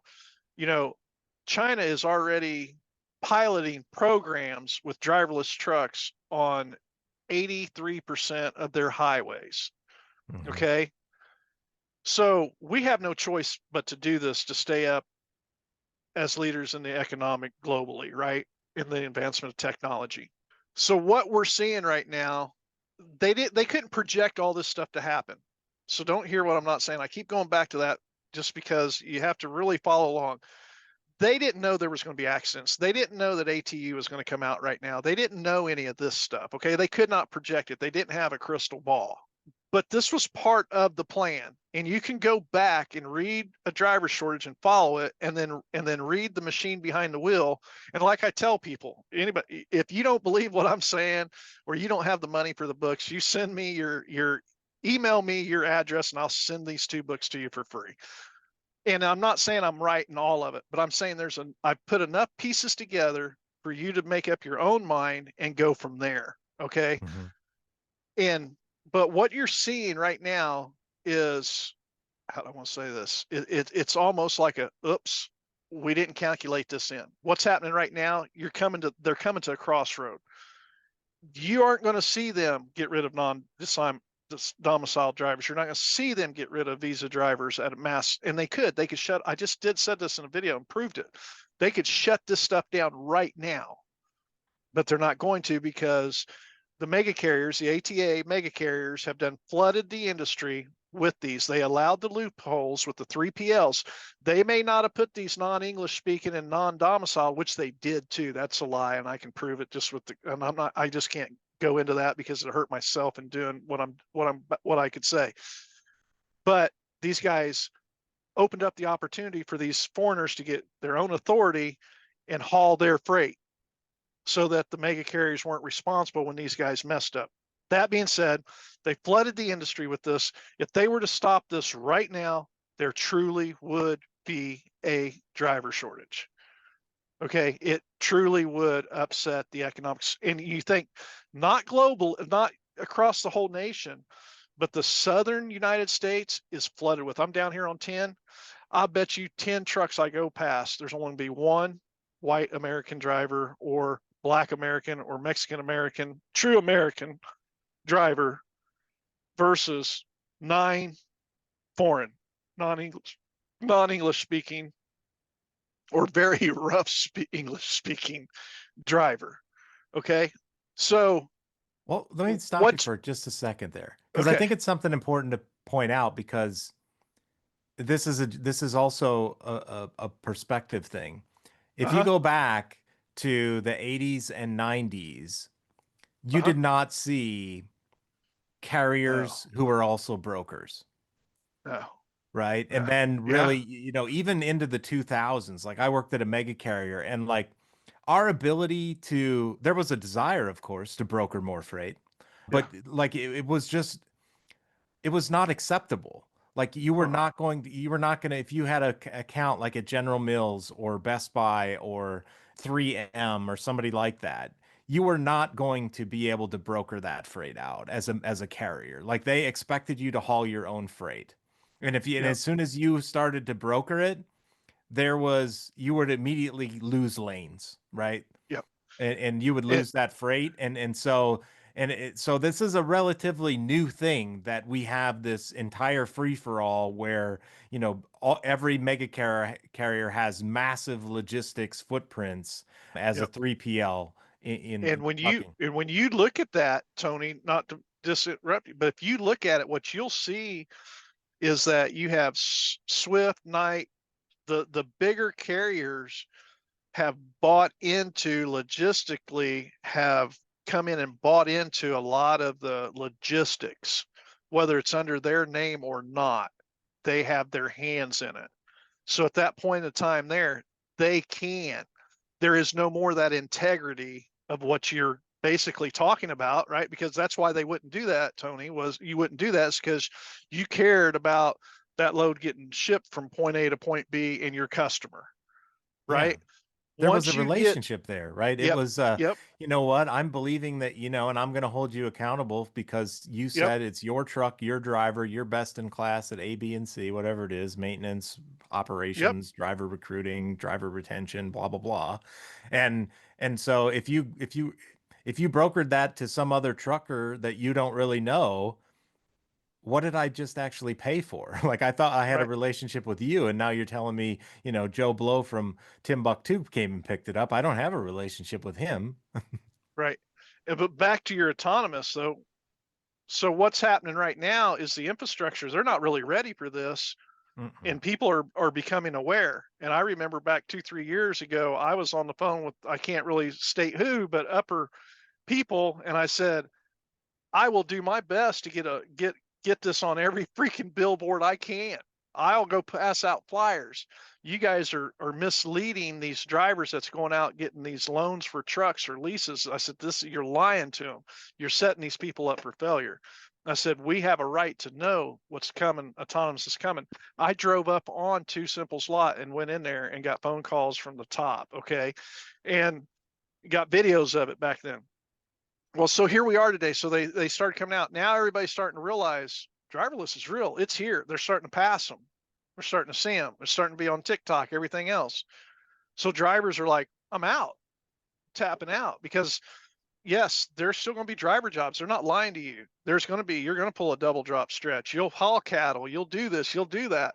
But most of these drivers that are visa drivers and non-English speaking drivers and so forth like that, if you notice, are in general freight, van and refrigerated. General freight.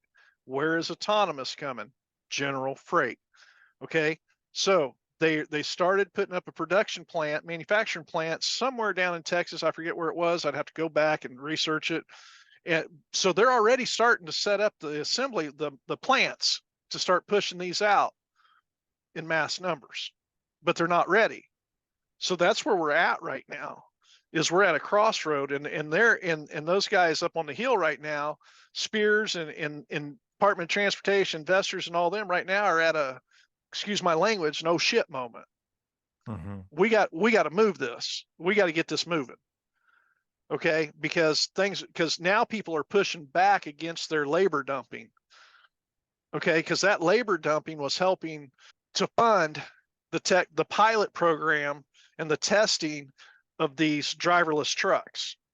Okay, they weren't necessarily profiting off of these. Everybody says, oh, they're profiting, but no, this money that they were saving right now, a portion of it, a big portion of it, wasn't going into the CEO's pockets. And you can see this. Let's look in 27. You go back and do what I did in that book, and you look at the graph of what the CEOs made over these last 5 years, and you're going to see what I said.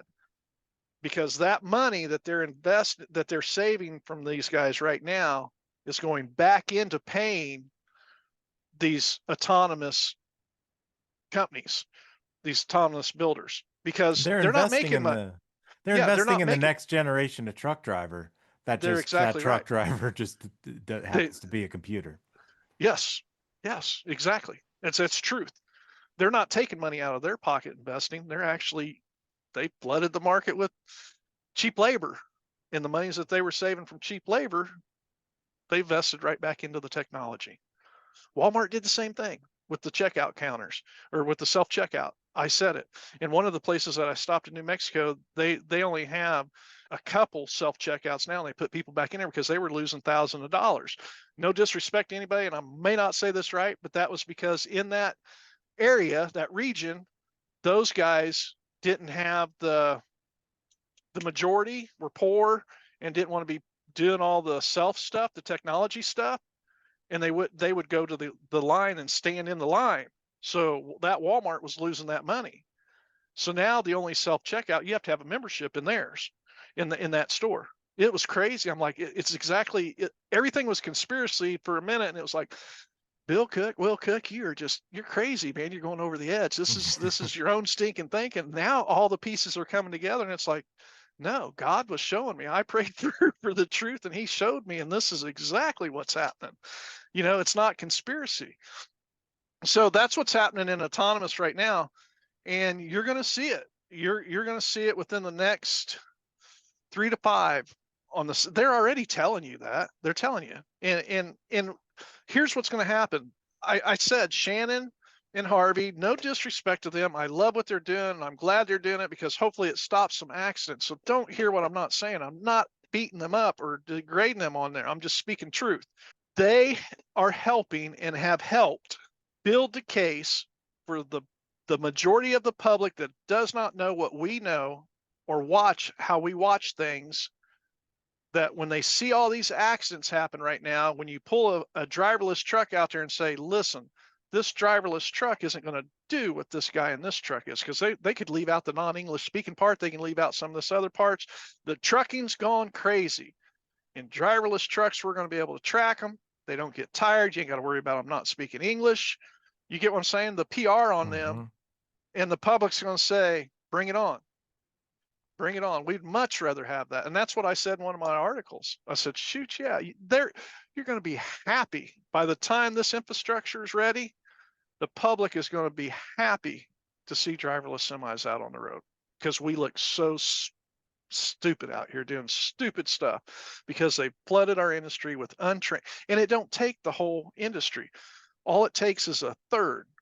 Take I love that ball thing when they did, but I'll take a glass of clear water and just take a couple drops of red dye and put in it and watch what happens to that water.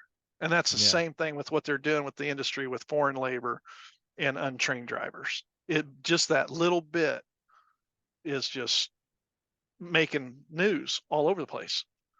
And well, the analogy like that I like to use is because I worked at Cargill for a while in the flour milling, and part of my training was to go learn how flour got milled, and so you're sitting in a classroom where they teach future flour millers how wheat works essentially, and how you get to flour. And at one point in the class they ask, what is an acceptable level of mouse feces in flour? And good one. and I look around the classroom and I'm like, my opinion is none. How about that? And then they're like, well, that's not realistic because it's a big ass mill and there's a lot of mice running around. So while we all agree that like none is what we would like to say, like the cost of flour would be, hundreds of dollars a pound to achieve that. So that's not the right answer. And here is the acceptable level, like 16 parts per gram or whatever the math was. Who knows or whatever. Yeah. Kind of like your, how many drops of water, of red dye does it take to corrupt this glass of water? Like not very many. Not very many. Yep. So, and that's what's going on in the trucking industry. But yeah, you nailed it. And that's how I would say it too. I don't want to see any crashes out here, but yet we have them. And like I said, and I mean this, I mean, Chris Spears, the congressmen, congresswomen, all them, if any of them ever hear it, or if I ever got pulled to where I could say it, I would say, I know you didn't project this.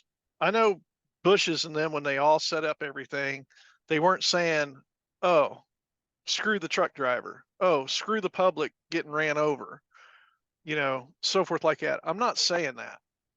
I'm just saying they didn't think about it. Okay. They didn't think about it. And in all truth, they didn't really care to think about it. But we're putting the evidence in front of them. And here's the thing. I thought we advanced. I thought we advanced, and technology could be so good. I love my technology. I love my phone. I love what we're doing. I love all the features. It can either be used for good, or it can be used for evil. There is no reason why drivers can't be paid good, and why we couldn't have transitioned from driver to driverless and still maintain good pay, pensions, retirements, health benefits. And what stepped into that was the greed. Okay. And the buyouts in Congress. And how that happened was you had, and I don't care if they're these guys under the bus because it's truth. You had Vanguard, BlackRock, State Street. These guys are asset managers and they're paying them. So they're disconnected to guys like you and I. There's a disconnect there. Okay. And what I mean that there's no feelings for us. They don't associate with us. They don't go to Target. They don't go to Walmart. They don't go to Starbucks in our little world. I delivered one of the top Homeland Security guys. I moved him. When I went to move him, I was up across from the Pentagon. There was a complex that I went to, one of the complexes that I went to, you didn't even have to leave your apartment building, go down, go through a tunnel and pop up in a mall, full blown freaking mall, and never went outside. Okay. There's a disconnect, and But go ahead. I was going to say, so when I went back to college, I ended up going over to Ireland to study for a while. And I took an economics course there, great professor. And one of the things that I learned, maybe one of the most important things I've learned in life, is a term in economics called an externality.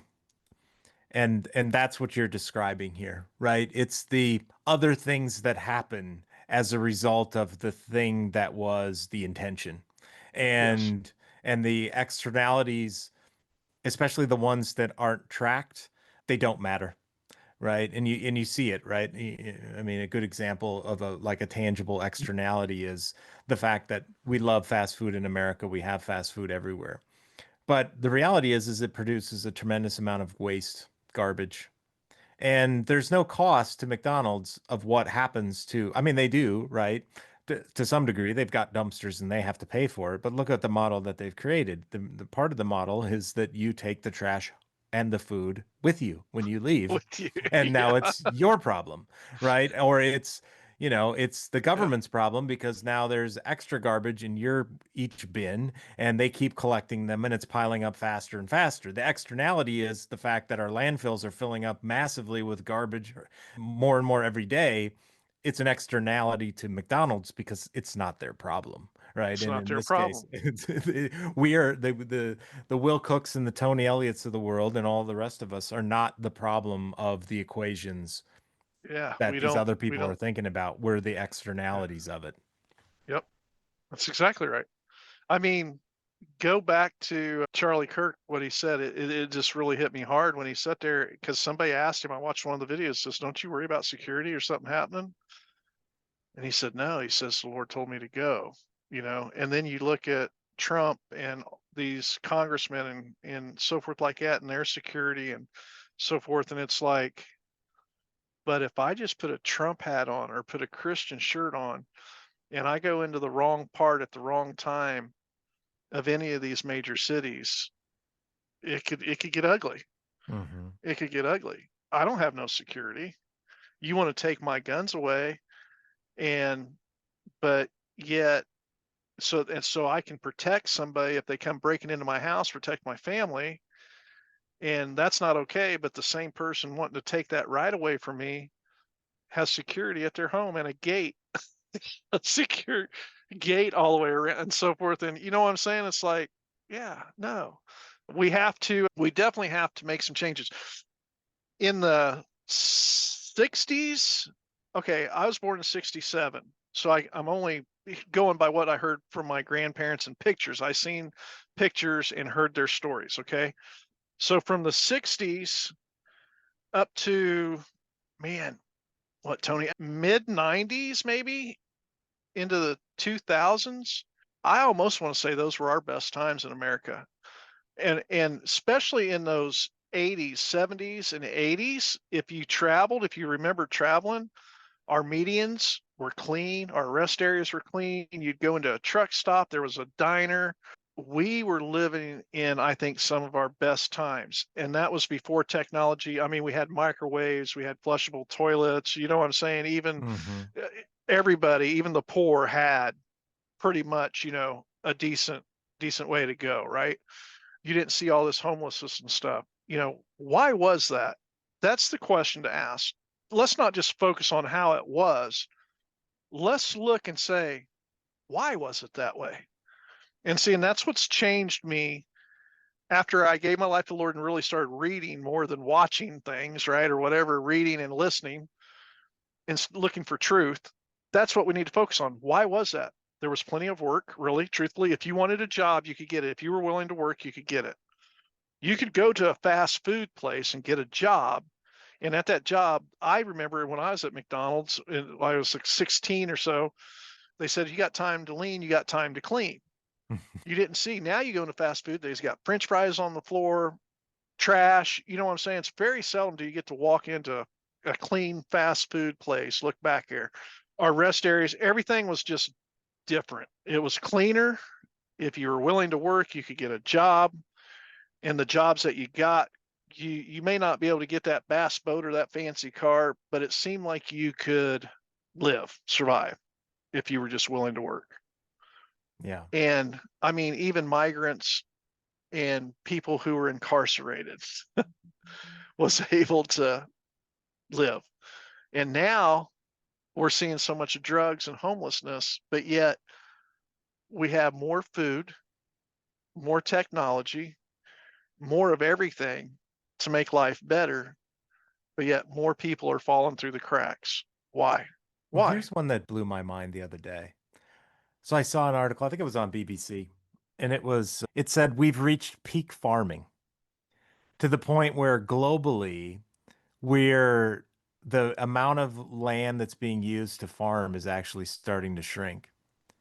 Hmm. And I scratch my head. I'm like, we got starving people all over the world, yet somehow we're shrinking the amount. And I mean, yes, some of this is related to production, like our production per acre. Mm-hmm. But the other part that just blows your mind is just like yeah, but like when you go and look at like the percentage of people in the world who are undernourished, or more specifically and painfully the number of children in the world who are undernourished, and then you're going like we're cutting back on farming as a world, like how is that reconcilable? It just blew my mind to go what the heck are we really doing when when the the the visceral effect of just knowing that we have all these problems in the world, yet there's some mechanism that's actually decreasing the amount of farming in the world while people are starving.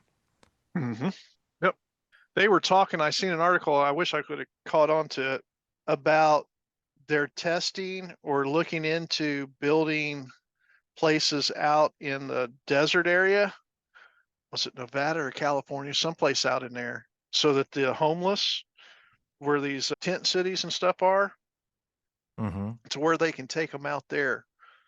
And I think it's a great idea, to be truthful. I mean, I don't care. You know, people say, oh, he can work, he can do this, do that. Okay. By the love of Christ in me, and at one time I thought that way too, but now I look at it like this. If a person is physically able to work, there's no reason why they couldn't work. But in today's society, if you don't have transportation, you don't have a cell phone, you don't have an address, you don't have these things, you're not going to work. And a lot of these people on welfare right now are treated or have a better way of life if they're living in a HUD home, get food stamps, free medical. They are better off than what they are to go get a job at McDonald's or inventory at Walmart or one of these lower paying jobs, because they lose those things. And Yeah, it's then such a on thin top of it, line. and then this top of these guys in the camps, if they're there, I don't care what their health, what you're saying they could do or can't do, there's something wrong.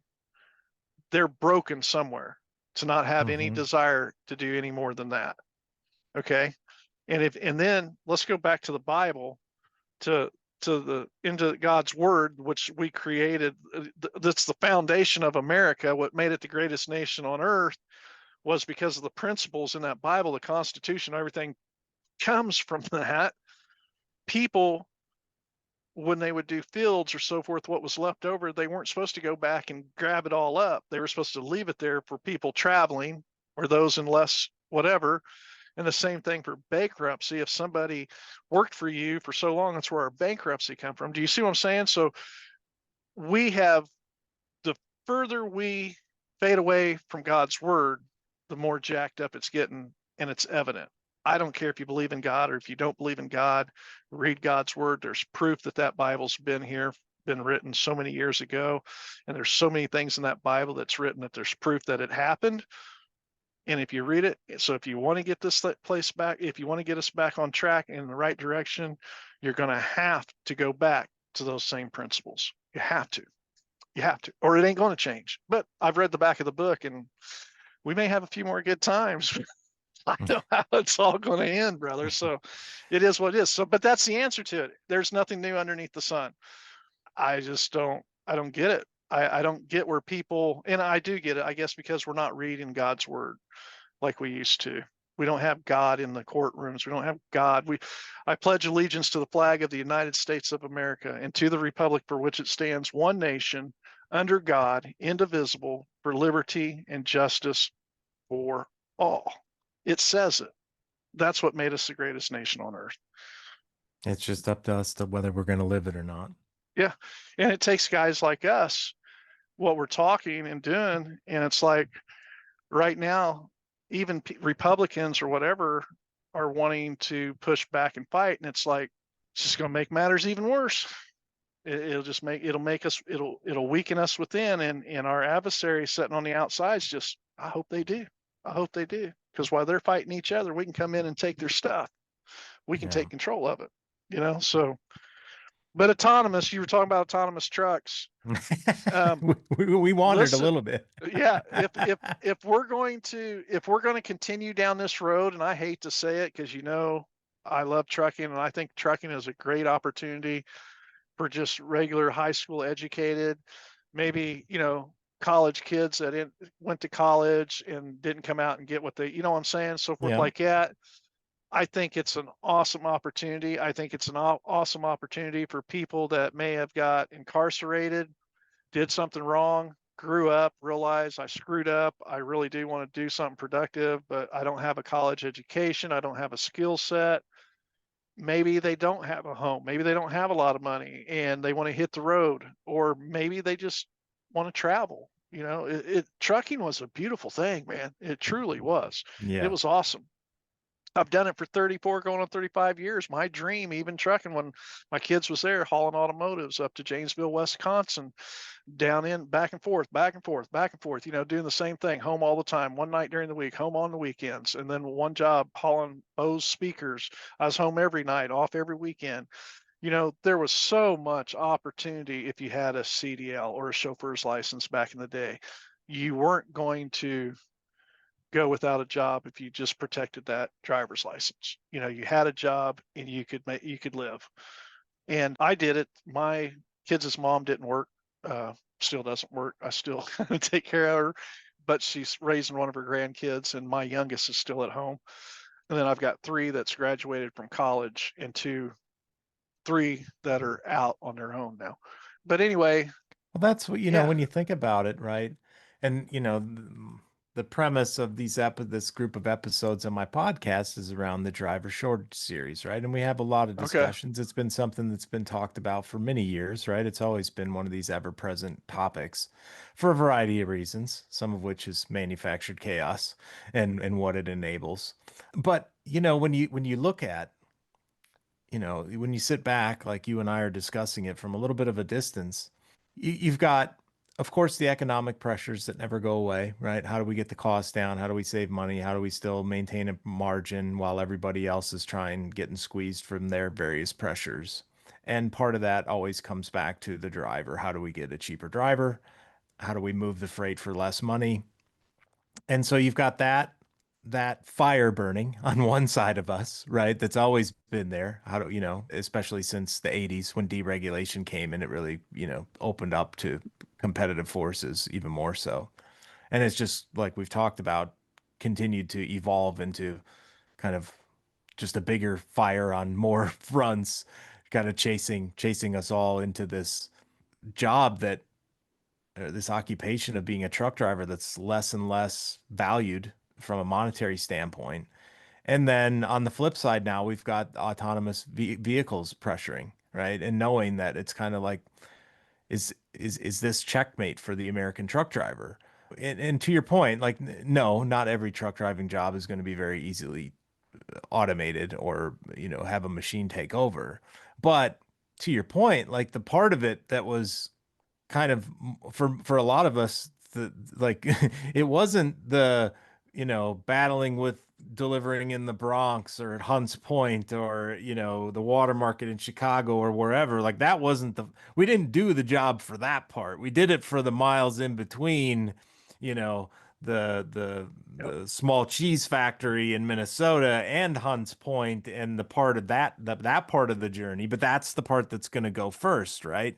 Out of all this stuff. And we see it, right? Where are they testing autonomous trucks out in West Texas in the middle of nowhere? And where are they going to move next? Where there's just a little bit more people and it'll keep creeping in and taking away. And it's just like, to your point, like this, there's a part of it that's just I don't know, There is was a the, meme that I seen today, and it was a lady, and she said, and the meme was AI.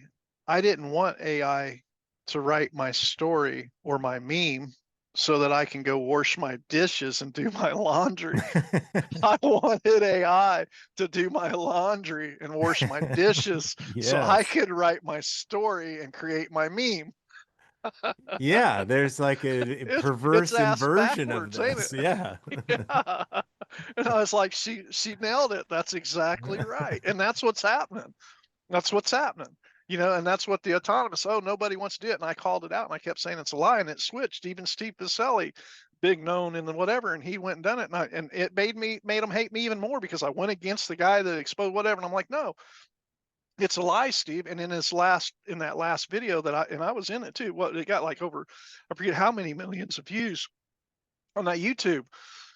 But he finally started saying it. No, that line haul driver, there's people in line to get a line haul job at Old Dominion, UPS, FedEx, them jobs. That's what they want is line haul. You don't see them lining up to get a local job where they're doing 20, 30 pickups and drops a day. Or Running 200. that. Yeah, you get what I'm saying? It's like, no. So that was a bold-faced lie too. And that's what brings out the madness and the anger in me, is because they're lying to the public, and they're lying, and they're not lying to the driver, they're lying to the public, because any driver Hmm. that's paying attention at all knows better, right? But they were snookering it in the line haul. I had a video with Edward out in the Bay Area out there where we talked to a UPS driver. This has been back a few years ago. And he says, I ain't worried about the union to take care of me. I said, no, that's what you're wrong. The union wants you gone too. They want your job. The union is not going to take care of you. Your union rep, the closest one to you, yes. But the top union guys, they know they're still going to be drivers. They know they still have a job, and this is the way everything's going. Yeah, not You're to being mention they at the country club they figured out which companies do I need to invest in mm-hmm. to hedge my bets Yep, on the inevitable. that's exactly right. Yeah. A lot of truth to that. Yep, follow the money. Well, to the point of your meme, like, hey, can you use your fancy AI widgets to, when you give me an appointment at 8 a.m. to deliver my load of cheese, can I like not be still sitting here at 4 p.m.? Like maybe your AI could help with that. Right, right.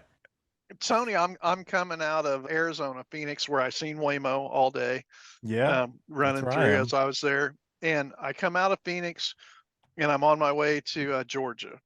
You don't think that if I could still make 80 to $100,000 a year and jump in this truck once I got this thing out on the interstate, push a couple buttons, and my seat go back like they show in some of those commercial videos or whatever, and me just sit here and ride for the next few days while this thing drives itself across here.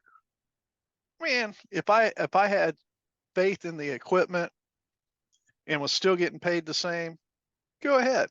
I'd still go out and put chicken lights on my truck and do everything up, but I'd be able to sit back on face. Well, and in China they did. I seen a video on it where they've already extended their service, their hours of service of driving, because it is set up for some parts of driverless trucks.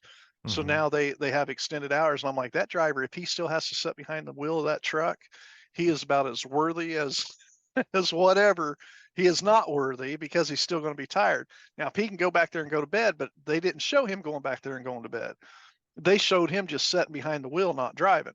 I'm like, that's still That's still a safety issue. What's his reaction time going to be if he's been up for 14, 15 hours just sitting in that seat, even though he didn't have his hands on the wheels? No. Now if you can lay down, you can take a nap, you can be on your phone, you can mess around. I'm not against the advancement of the technology. I love it. I'm telling you, I'm good. I mean, I got a picture of me back in '89 in an '89 cab over Pete with flip flops on and my foot up on the dash. Okay, so, and them guys are all talking their smack, and I'm like, I'm still out here 4 million miles later with the Master Driving Award. Talk all the smack you want to, well, we'll compare records here. So, like I said, I'm not against the technology, and it should be making life better, not taking life out of us, sucking life. And I used to like that Mike Rowe, the dirty jobs guy, Yeah. but it's like he's starting to say canned messages. Who's in his pocket? Who's lobbying him to get out here and say stuff? How am I at 58 years old? If these guys start suppressing this line haul stuff and it pushes me out of what I want to do, I'm not going to go become a plumber right now at 58 years old. It ain't going to happen. You get what I'm saying? What are you going to do to this guy he's been in trucking 15 years. He's already got a bass boat, a camper, a middle-class home, kids in sports and so forth like that. Are you going to take him out of that truck, do what Yang said, and give him earn $1,500 extra a month while he goes to school? No, you're going to bankrupt that dude. Yeah. They're not thinking. It goes back to what we said earlier. They're not thinking this through. Well, that's what I think, the driver shortage, the discussion about it is transforming before our eyes because it, you know, it changed it's changed its manifestation in the trucking industry, right? When you Yep. look at earlier generations in the 80s and 90s, it was about, hey, how do we get the government to help pay people to go to CDL school so that we can utilize them as drivers? And and then it switched over to the driver shortage, created some of these other things, or manifested its way into B1 visas and cabotage and then it's changed over to the H-1B visas and non-domiciled drivers, right? But it was, can we back up though, Tony? Can we go back to the real driver shortage again? Let's lay this out, and you can probably articulate it a lot better than I can as you move forward from here. But here's the truth. And I said it a little bit ago, and we're just going to break it down. I'll try to stay on track and not go down the rabbit trails. There truly was a driver shortage in the perspective of the person saying there was a driver shortage. Kroger's has 2,000 loads that are available. England Trucking says, okay, Kroger's has 2,000 loads. We have 1,000 trucks, where we have 2,000 trucks, and they've got 2,000 loads. We're going to go to Freightliner. We're going to buy our trucks, and we're going to get a discount on them because we're going to order 2,000 trucks. Or we're going to do 2,500 because we have a dealership now, because this is what's evolved too. A lot of these mega carriers have dealerships, and they sell them trucks and they lease them trucks, right? So they're making money in all these different areas. But because they have these 2,000 trucks sitting there, and Kroger's has 2,000 loads, they can only get 1,000 drivers. So they've got 1,000 trucks sitting there empty. To them, they have a driver shortage. Yeah. They're not lying. They're truthful. They're being truthful. They have a driver shortage. But what's not being said, which is also truth, because I ran the spot market in the load board for over 7 years, so I know what I know, is the spot market, the load board tells the real truth, the real story. Is there a shortage or isn't there a shortage? When there's a real shortage, rates go up. Exactly. Supply and demand. It hasn't happened. So what it is the mega carriers have a shortage, and not the industry. And that has to be preached and explained to the public, because that way they can say, no, they're not lying. They do have a driver shortage because they've overbought. They're greedy. That's what it is. It's greed. They got trucks that are sitting empty because they bought too many trucks. Because when Christmas comes around, those couple months of Christmas time, there's more freight than there is trucks, and they want to capitalize on that. Or they went out and bought all these trucks and got these drivers, and now all of a sudden this account isn't there no more. Their buddy US Express or somebody undercut them, and they're hauling it, and now they're sitting with all these empty trucks. They have a driver shortage. But if you look at that load board, which tells the real story, there is no shortage because that freight's still getting moved, but it's being moved by independent operators or different companies. But that pisses these guys off because they're greedy, and they've went out and bought these trucks, and they've got this dealership, and these trucks need to be moved. Okay. Or they hired all these drivers to put in these trucks for the Christmas rush or hurricane season. And then when it dies down, all of a sudden they don't have the freight anymore. So they starve these drivers out and they rotate them through. Yeah. Yeah. They use, so they have like, there's an mill. economic benefit to having a portion of your fleet churn out at a very high percentage. Because to your point, like, even if you go to any one of these fleets and you say, okay, we have 100% churn or 90% churn or 50% churn, pick whatever number you want. The reality is that's actually like a small subset. A small subset of your fleet has even higher churn. And then you have, because, you know, you've got drivers who've been with your fleet for 20 years. Yep. Now let me help you with something else too. That'll be a great talking point for you. Truck on demand. Remember that, truck on demand, and it fits right into what we're saying. And this is why the mega carriers and the ATA are so hot and already involved, because they had the money to invest into these autonomous trucks to get it started, right? Because they had the money. Just like I said, they've got 2,000 trucks, but only 1,000 drivers. Those 1,000 trucks now at autonomous at any point in time, if they don't have to worry about drivers, all they have to do is flip a switch. Christmas rolls around, they start up those trucks, they haul the freight. Something happens, they turn it off, the truck's set. That's truck on demand. Where Shannon and smaller fleets think, oh, we'll just get into this game. You may at the beginning, just like Walmart, when they came in, Walmart was a plus for everybody. And after they ran everybody out, all of a sudden now the price is up and things are, most of their stuff come from China. Okay. So what's going to happen? Mark my words, you're going to be around when this happens. And you'll remember this. At first, they're going to say, yeah, you have 400 trucks. Oh, yeah, this autonomous will work. You'll be able to do this or that. All these mega carriers are already invested, already hauling freight with autonomous trucks. They're already in bed. They're ahead of the game. They have trucks set across this nation, and you have to look at how many mega carriers I'm talking about: England, US Express, Warner, Prime, Snyder, all them guys, Swift, Knight. How many trucks right now, to this day, right now, are sitting in America without a driver in it, sitting at many terminals across this country? All of a sudden, autonomous is set loose. Okay. And all you have to do is go in, program it in, and put a couple features on that truck. They have the shops, they have the money, they have the ability. Do you effing think that someone with 200 trucks or 400 trucks are going to be able to compete with the top 10 mega carriers of the ATA with all the thousands of trucks they have combined together? You better go. No, yeah, you're naive. And especially in a technology arms race.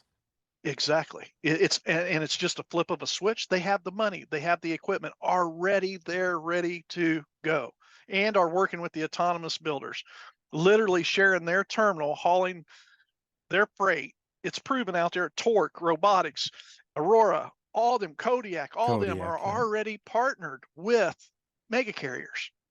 So when it happens, they're going to come out and they're going to play the PR stuff. They have time because they have money.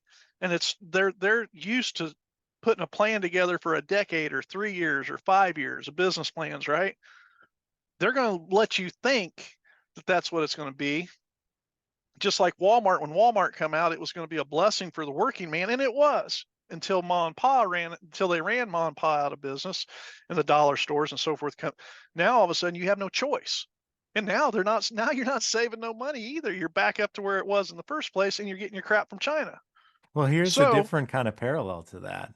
My wife and I were just talking about it, which is the whole, and you're not a big TV watcher, but the whole cord cutting phenomenon, right? It was amazing. We all hated the cable companies, Cox and Charter. They were just stealing our money. We didn't have any choice. We wanted the Yep, entertainment, and they had the monopoly, and they had the platform, they had the wires, the cables I running into our remember that. houses, Yep. right? And then it became awesome, right? Like cut them off, go buy a subscription to Netflix, and screw the cable companies. And now my wife and I are like, well, this thing is on this platform, and I got to pay $14.99 a month for that, and then I got to go pay $7.99 to these people and $21.99 to Disney, and that'll get me ESPN as well because I like to watch some sports.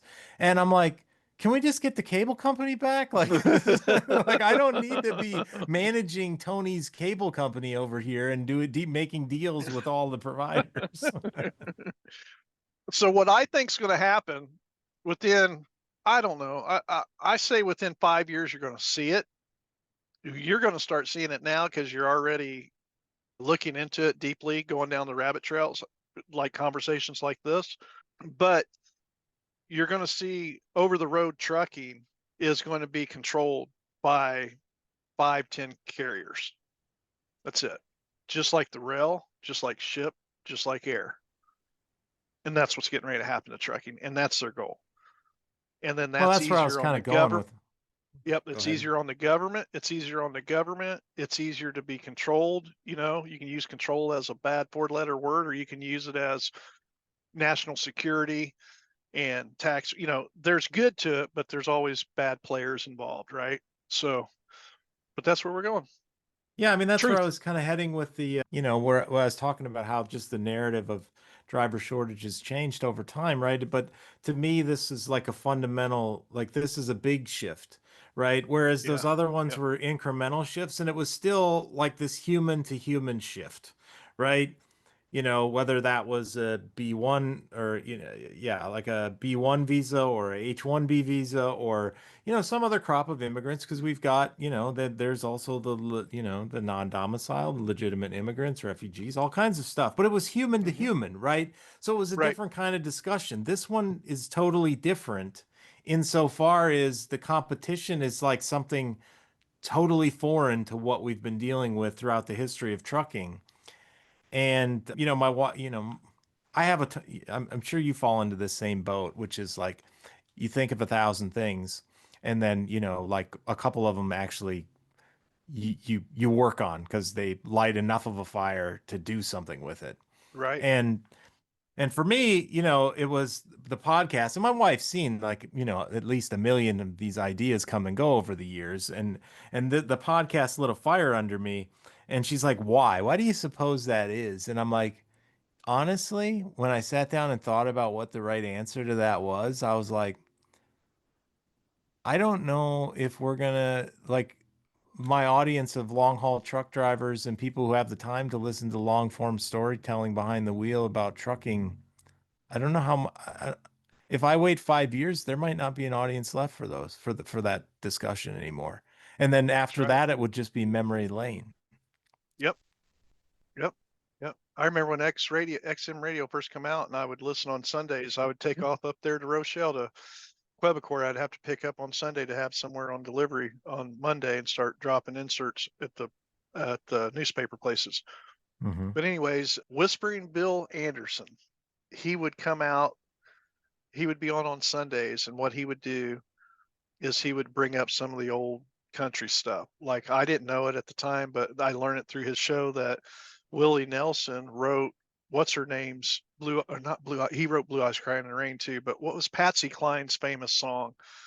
I'll cry. Oh, I can't even remember now. I haven't listened to regular secular music in a while. I listen mostly Christian music. But anyways, he wrote that song. And so what you're doing right now though could very well be something that you do playbacks on 10, 15 years from now. That would be really cool. You get what I'm Hmm. saying? Because God Yeah. works like that. God's timing and our timing is totally different. Yeah. And it was like, I was like, man, we're so close to the end times, blah, blah, blah. And there was just something that just happened today. And I heard, and it was like 1,000 years. It took 1,000 years. And then I'm reading in Judges, just getting ready to go into the book of Jude. But yeah, we could end up in this same time right now, another 100 years. A meteor could happen, nuclear war. But there again, 500 years from now, none of that could happen. We could still be here right now. You don't know. The Lord Right. says you'll know the seasons. Yeah, I believe we're in the season of birth pains because it matches with God's word. Okay.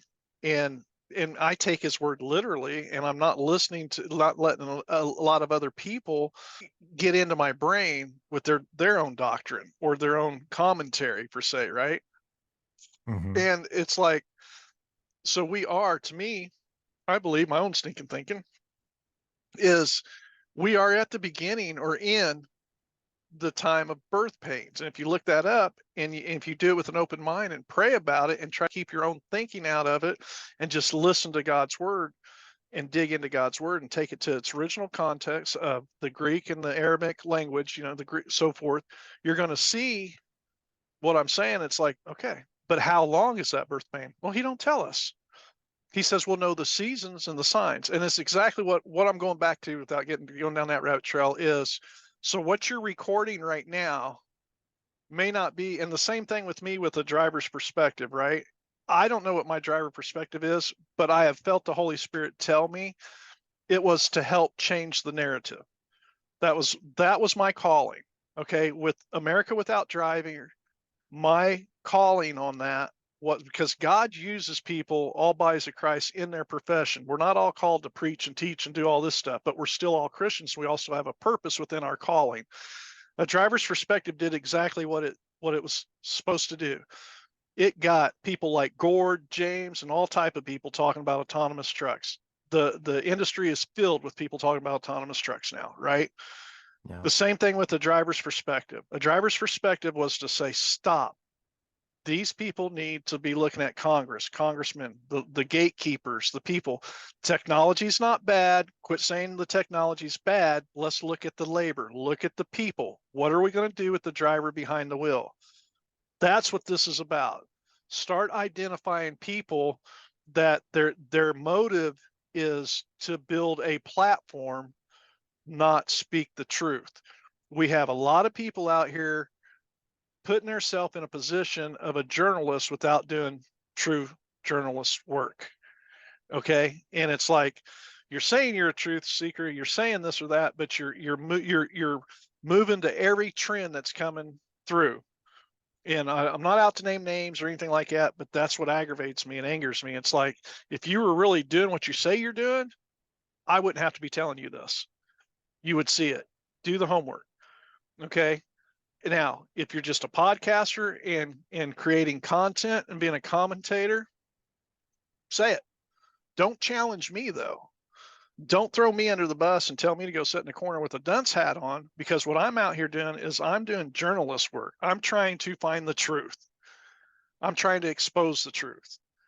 And I get a lot of hits for it. Get bloody nose, black eyes. I hate Will Cook bumper stickers. You know what I mean? So don't attack me like that. You don't have to agree with me, but just don't attack me on those kind of things, because I'm telling you, when I come out and tell you, it's like, this is my opinion, it's my perspective. And if I have the proof, and that's why I wrote the books, that's why I did what I did, is because my voice got muffled out with the noise of trending stuff Yeah. on social media. And it's like, if start speaking the truth so that we can, if you truly want to change this, or unless you're just riding the wave, if you're just riding the wave, it is what it is. But I'm going to call you out. I'm going to say, you're just riding the wave. I'm not trying to ride the wave. I'm trying to make a way for these people coming up behind us, that their mothers and fathers and their livelihoods weren't perfect for them to come out and be something. They need opportunity. And autonomous and robotics and everything is not just coming into trucking. It's in shipping, it's in warehousing. You already know, you've heard it plenty of times. It's in technology. It's Yeah, literally destroying jobs in the I technology is I don't destroying technology jobs. I don't like the universal income, but Yang come out and said it. He called it out when he was Hmm. running for president.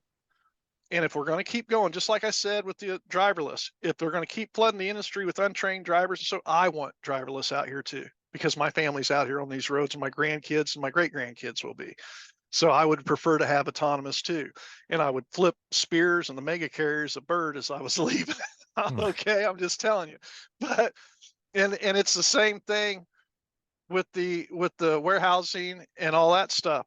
People are going to need work. And if we're not going to have work, as much as I'm against a socialism and so forth like that, then by God, bring universal income. Do it. Yeah. Do it. If we don't have a choice, because China's going to do it, and we'll have to kneel to China if we don't advance in this technology, then bring the universal income. I understand when you come to a wall, you don't have a choice. Okay. That doesn't mean that we can't have freedom of speech. We can still have our freedom of speech. The only thing is, you may not like fish, you might like golf. So you want to spend $5,000 a year or $10,000 a year in golfing. I don't like golfing. I want to go fishing. I want to have a bass boat. How are we going to get these things? And I don't have time to wrap my mind around that and try to figure that out right now, because right now, all I see is tent cities growing. I see more people falling into drugs and homelessness, okay, and giving up.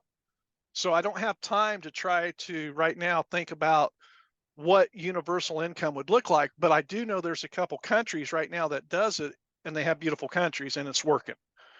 Yeah. Okay, so it's like, let's get past this, and maybe that's the next thing where everybody will start calling me crazy. Maybe you just got breaking news right there.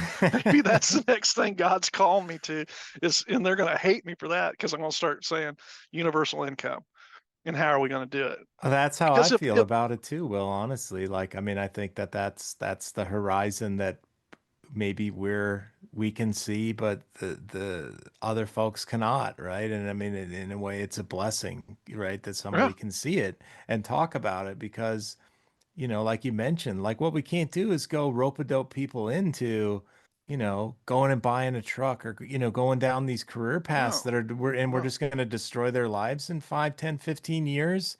Like, that's yeah, not and then right. And we can't just call that, oh, that's just uh-uh, capitalism. Like, no, like uh-uh, we got to no, believe in something bigger than that. yeah, that's what causes suicides, drug abuse, and all these other things. You're killing people by doing that. You Yeah. know what I mean? It's just like, stop. Give them hope. Give them some kind of security. That's what I think those 20, 30 years of good times that we had. That's why I say those were probably the best years, because there was plenty of work. Delco automotive industry was booming. Record businesses were booming. You know, those years were good. They were good. Look at the Yeah. homelessness. Did we have some? Yeah, but usually those guys were alcoholics or something, and even when they went, because I worked at some of the missions and stuff like that. If you went to the mission, they helped you get a job and get on your feet. Yeah. So there you go. It's a different kind of broken Yeah, in some very respects well said. today. Very, Yeah. that's a good one. That's a meme right there. That's a heading right there. It's a different kind of brokenness. It is. It is. And I think it's because we've brought a lot of God out of things. And I think that's the difference. I really do. I think people just like that, and it sucks. It hurts. It really does hurt me. Like right now inside my throat and so forth, when I get ready to say this, the woman on that train, that poor girl, and I've got three daughters, I got three sisters and three daughters. Mhm. She sat on there. She stayed in her own little world. You could tell that she was slumped over. So she was trying to stay not seen, just out of it, right? Just, I'm not here Yeah. type of deal. And it was bad enough that guy stabbed her. She sat there. I've watched this. This is my passion, and it just sucks. I Yeah. swear I could cuss really bad. And they all got up and moved instead of helping that girl, Yeah. The and loneliness in those acted like seconds. she did, and acted like it didn't even happen. I'm like, you just cold hearted, living in fear. No, it's horrible. It's horrible. And just to think that girl was on that train by herself in the first place, Yeah. having to do that. I mean, look at what we're doing. No, no, that's at the beginning of your story, and you asked why. There you go. That's why. That's why I do what I do. That's why I brought a driver's perspective, because if not, my voice is drowned it out. And it's like, here you go. And it's like, I've got like 500 people, a little over 500 and whatever people on X, and and then Gord and super truck or whatever, they kind of come at me sideways, and they blocked me, and I lost a couple, and right back up. And I'm like, it's a God thing. And the Holy Spirit straight said, okay, Craig Fuller liked on my post today. Oh, Ida watches my post, watch everything that you get what I'm saying. So it's Yeah. not quantity, it's quality. And it's like, thank you, Lord. So it is he's like, oh yeah. Yeah. It's not about making a living off of X or anything. And that's basically going to what you're saying right now. It's not about today. Do what the Lord is guiding you to do. If you have passion for it and you have a gift for it, then do it. And this, believe me, this writing and stuff and chat coming out at the time that it did, and me putting all my feelings and emotions and my thoughts together, that's a gift. That's a God thing. You get what I'm saying? Because Yeah. it's not me. I went to speech school. I'm a knucklehead, brother. It's glory be to God. It's not glory be to Will. And there's no way I could keep standing up as many times as I got smacked for doing what I'm doing. I mean, I've had threats from bike gangs and so forth like that. And over these last few years, I've really went through a lot of crap, and still standing here. It's glory to God, not glory to me. So yeah, All right. I hate So Will Cook. Bumper stickers. Well, let's wrap this session Yep. on a lighthearted question. And I hope it is a Okay. session one of many, because the Okay. last few hours I've really enjoyed with you, man. I don't Um, I don't do them. A lot of guys have tried to get me on there. I went on Gord's a couple times, and I'm like, nah, I just really don't. Go ahead. all right, favorite trucking memory. Could be funny, could be bad, could be biggest goof up. No, I will make no judgments against you. If you tell me your favorite pastime was saying Baba Booey on the CB radio 1,000 times, I'll let that fly too. But what do you got? Man, I don't know. Trucking, when I got two little girls 13 months apart, and my kids' mom had two children when I met her, and I had one from a previous. And we moved to Fort Wayne because I was hauling transfer cases out of Syracuse, or out of Fort Wayne, trucking bus over to Venture Gear in Syracuse, New York, up off the turnpike. And I would run that. I'd leave one night and be home the next, and I'd do that two turns a week and be home. And man, that was probably one of the best times in my trucking career. I remember I had was buying a truck off of Mark Ring, and I've been in a couple contracts that was nothing in writing. It was just handshakes, and that tells a lot in itself. But I remember Sarah was pregnant for Kaylin, for my first girl, for my first daughter, for our first child, actually. Yeah. Because on the side of the truck, it was the old Ford semi. It had Michael Ashley Austin, which was her two, and my one from previous's, and it had a question mark because we didn't know what Kaylin was going to be at the time. And that was my first truck. But during that time of trucking was probably my favorite time in trucking, making a living, supporting my family, and getting home and trucking them up. I mean, we were on paper logs. We drove. You did what you needed to do to get the job done. We were respected, and music was good. Life was good, brother. More Life than was just fast food to choose from at the travel center, excuse me. Oh, we still had diners. Yeah, you still Yeah. were able. And when you would go down to the Carolinas, I'll never forget it. You go down to the Carolinas and Kentucky, so forth like that. They always had greens and really good food down there. And then if you ventured out west, the food cultures were different around the United States. One of my favorite truck stops is in Bangor, Maine, up there. Diehards. They still make their own bread, their own pies, their noodles, homemade cooking, so forth like that. Great place. I still highly recommend that one. I haven't been out there forever, but I'd like to go back out there. You pull up the fuel pump, and I believe they still pump the fuel for you too. What was the name of that place? I got to get it for Big Cal. He goes up to Maine. He listens to the Die podcast. Diehards. Dyharts. All Yep. right. You heard it here, Big Cal. You're going to have to give us a review. Get up there. Yep. It's cool. One of the very few still left. Well, all right, brother, man. It's been a great pleasure. Thanks for all the time. And I can't wait to hook up with you again. Talk at you later. Thanks for having me. We're talking trucking life, uncut. The wild stuff, the weird stuff, the mistakes, the memories, and the miles in between. From first jobs to last hauls, the laughs that kept us going, and the lessons that left a mark. Well, drivers, that's going to do it for this week's run. That was Will Cook from his page on Facebook called A Driver's Perspective. And I can't thank him enough for all that he does, right? The research, the writing, his almost daily posts on Facebook. He's really a machine himself at generating content and thinking this stuff through and putting it out there. So thank you, Will. We had a ton of fun if you couldn't tell. Be sure to check out his Facebook page. Check out his books on Amazon. I'll post some links here in the episode and on the socials. And if you liked it, give it a share. Hell, let your dispatcher know about Dispatcher Appreciation Week coming up next week. Quick shout outs this week. Of course, TJ Graff from Star Behaviors, starbehaviors.com. Go take his free assessment. See if you're a good fit for being a trucker like me. He also announced this week another CDL school that's using his assessment to help people know better if trucking's right for them. Big Cal at Trucking with Coffee and Cal. Talked to Big Cal this week. Check out his page. He's got some awesome video content he's been putting up there. He got a new camera mount, and so the videos are awesome, buddy. Chris Barber still fighting the crown up there in Canada, cbtruckingltd.ca. Mike Rietzema over at truckingpayroll.com.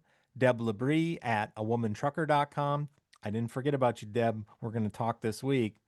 And of course, Bobby McGee at her blog, ahardshelllife.blogspot.com. That's 3 L's in a row there between shell and life. So keep those straight.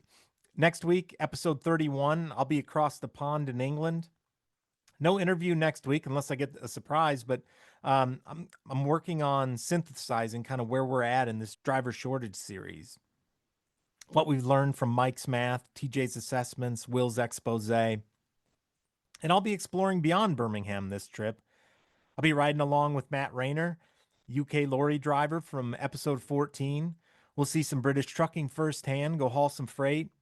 Planning to hit Lincoln, UK, not Nebraska, to see the Magna Carta, that original freedom document that everyone's heard of, but what's in it might surprise you. Hopefully hit Iron Bridge, the birthplace of the Industrial Revolution, just outside of Birmingham there. And now is a bunch of museums to dead industry. I might be able to get over to Liverpool or Manchester, depending on where the freight goes for Matt.